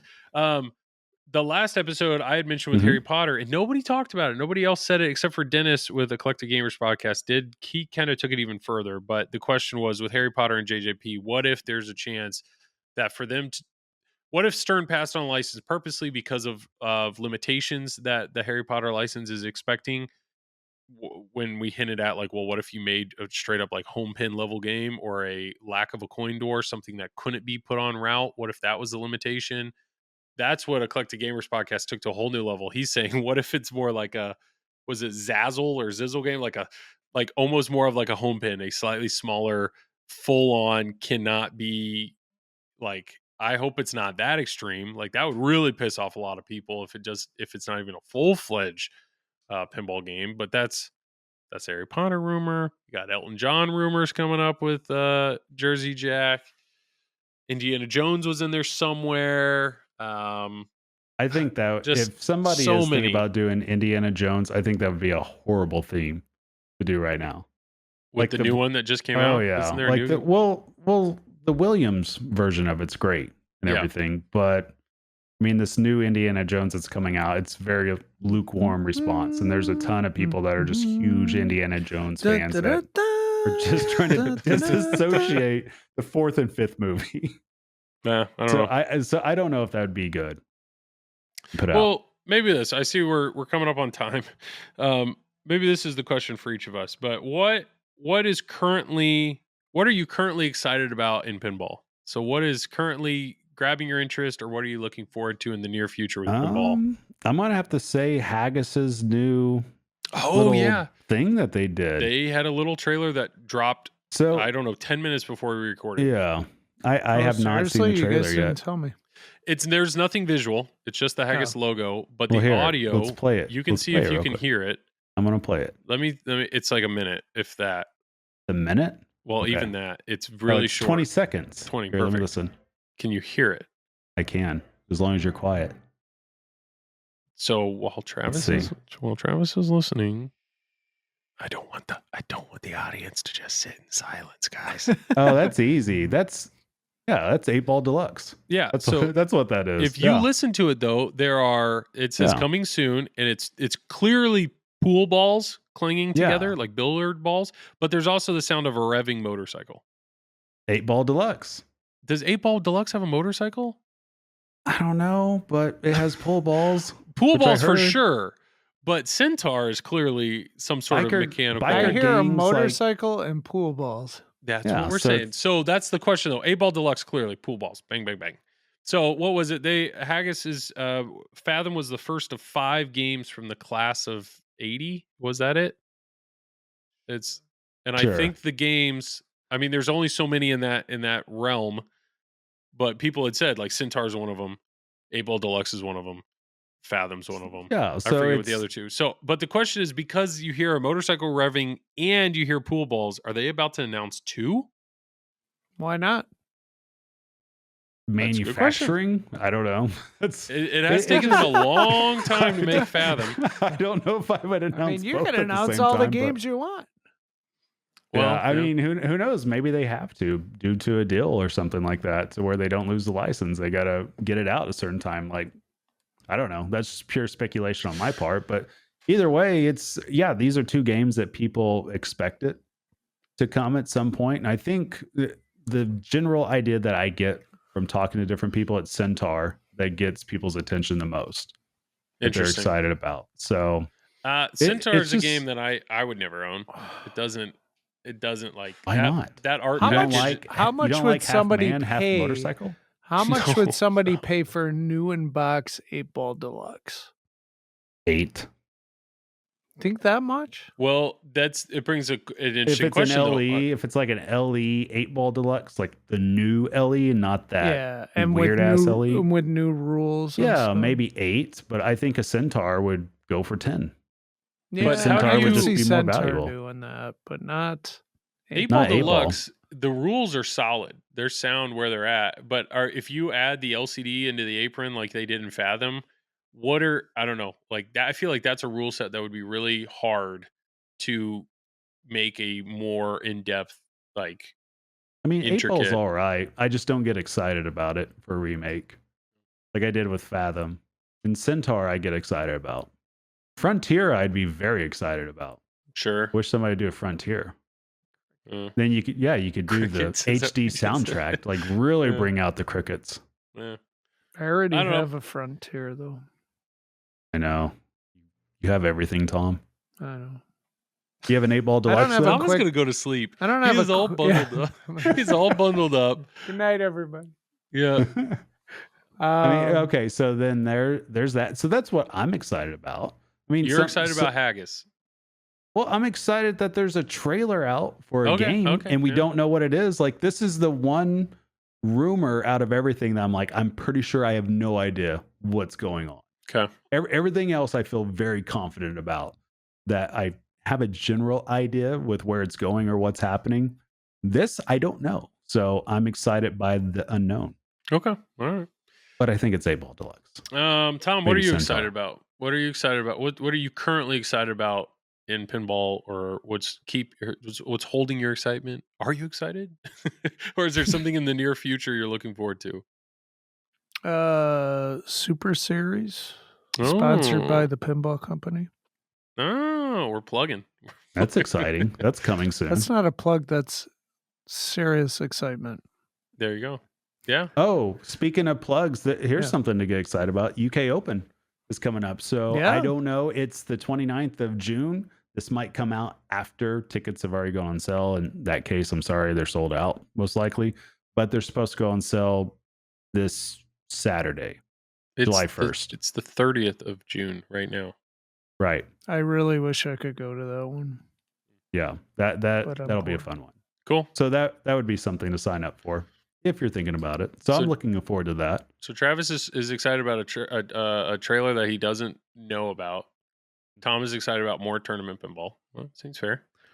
Yeah. I mean, it's tournament pinball. I mean, what are you excited about, Joel? Yeah. Do you have a new hitch to your golf cart or something? Like what gets you fired up? I had a flat tire on the golf cart the other day. Dude, I accidentally did a flat tire on my car. Okay. Tangent real quick, Joel. Just humor me here. This is an argument my wife and I had, Monica and I had. Here we go. She was right. Whatever it is. Well, let me tell you the parameters. You could decide that real quick. And I'd like the audience. Can we get Monica in the room for this? Yeah, I think let's hear the truth. She's on her own. So let me ask you this. Tell me a bedtime story, Travis. If you hit, both of you two. If you hit a curb Yeah. with your tire. Okay, You can Car or pop golf it. cart?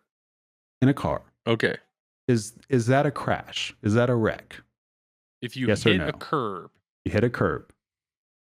did With it the stop you Well, from driving? It's an accident. No. The person driving got to keep going forward a little bit. No, Is, I would not is that call a wreck that a or not a wreck? crash. I would Okay, not call you it don't a call wreck. it crash. It's not Okay, a crash. Okay, thank you.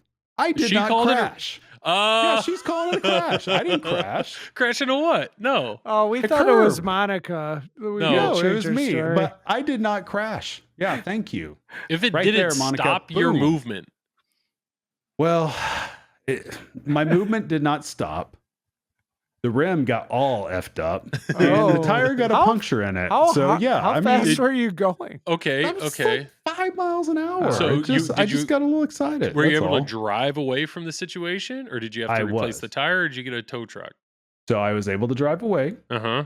but we then But- realized, wait, there seems to be a hole in the tire. We may not want to drive this on the highway. So we did take it to somebody to get a new tire, and we have to get a new rim. And Monica won't let me live it down, but you know what? I did not wreck. You didn't wreck For the car. record. I did not. Well, What's It the wasn't a terminology? crash. So the question is, we should post this on our Facebook. Did Travis wreck. wreck the car? Is that an accurate question? Or is it, did Travis get into a wreck? I would say Yeah, I no. didn't- I would I say didn't Travis wreck. did not get Yeah. into a wreck. did I damage the car? Did Sure. Travis wreck the car? Borderline. Or am I playing 4D chess and now I don't even have to drive anymore? Wow. Wow. Is Monica a better driver than Travis? No, Yes. hell no. No. No. No. is the answer. No. Okay. There's no way. You are playing Russian roulette anytime you get in the same vehicle with that woman when she has control over the pedals. No. Hopefully she has control of the pedals and the steering wheel. Hopefully you don't tag team You that. haven't seen her drive. There's a reason why I left that part out. Yeah. All right. Well, write us in at tripledrain@gmail.com right, so and let us golf know cart. how So- terrible a driver Travis is. Did you run into something No, with your golf no, cart? I think Why'd you it- have a flat tire? You hit a curb too? No, I think it was actually just, I think it was just low on air. And what we did is we backed out of the garage. We kind of turned it quickly to then go down the driveway. And in the process of turning it quickly, all of a sudden, like the left back tire was completely down. Like, so I think it kind of popped off the rim and literally was like, went from having some air to none immediately because I took it off and I found no puncture hole anywhere, but it was off the rim. So apparently So we're getting a somehow- little too wild on the golf cart. Speaking of driving things, I got to go on the Autobahn in Germany. Oh, no speed limit. I heard about that. And Ben Moser was driving, Colin McAlpine in the passenger seat, Neil and I in the back. How was that? 220 kilometers per hour. You know what that relates? It's like 135, 140 miles per hour. I was shitting a brick in the back. I was just like, Ben's like, just scream if I'm going too fast. I was Yeah. like, holy fuck. Like seriously, like if somebody gets over, you are dead. That's it. Yeah. Wow. Yeah. And Neil's like, Dad, calm down. Yeah, So pretty that- much. He's like, it was pretty fast. You know. So what it sounds like is we need to get Monica on the Autobahn. That's what I'm. God, hearing. no. Joel, you have no idea. There's been times I've woke up after falling asleep and it feels like we just teleported across the country. You're a It's heavy so- sleeper. Oh, here's the deal. Here's how my wife operates, and I'd like to know if anybody else's wife does this. I'm sorry, this is no longer a This is- pinball podcast. Yeah, This here we go to is wrap group it up. therapy session right now. When you go to sleep, right, Yeah, and yeah. you barely open up your eyes, you're expecting to still be going, I don't know what, around 10 miles an hour, the speed limit. Sure. It's acceptable to do 80, 85, right? And a 75, not in a school zone. No. Right, exactly. There's levels to this. Yeah. But when you wake up and you see your wife eating a sandwich with her knee on the wheel and you look over and it's 95, you're questioning life a little bit. cruising down the highway, 95, eating a sandwich. If my wife was my Uber driving with driver, her I would knees. give her 5-star. a 1. 5-star. My God, no way. Dude, One, Monica's awesome. No tip. Monica's awesome. No tip. And you got your 4 kids in the back.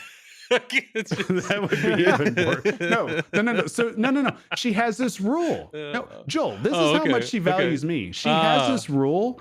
She barely speeds if the kids are in the vehicle. That's considerate. If they're in the vehicle, it's fine. If I'm in the vehicle, F Travis.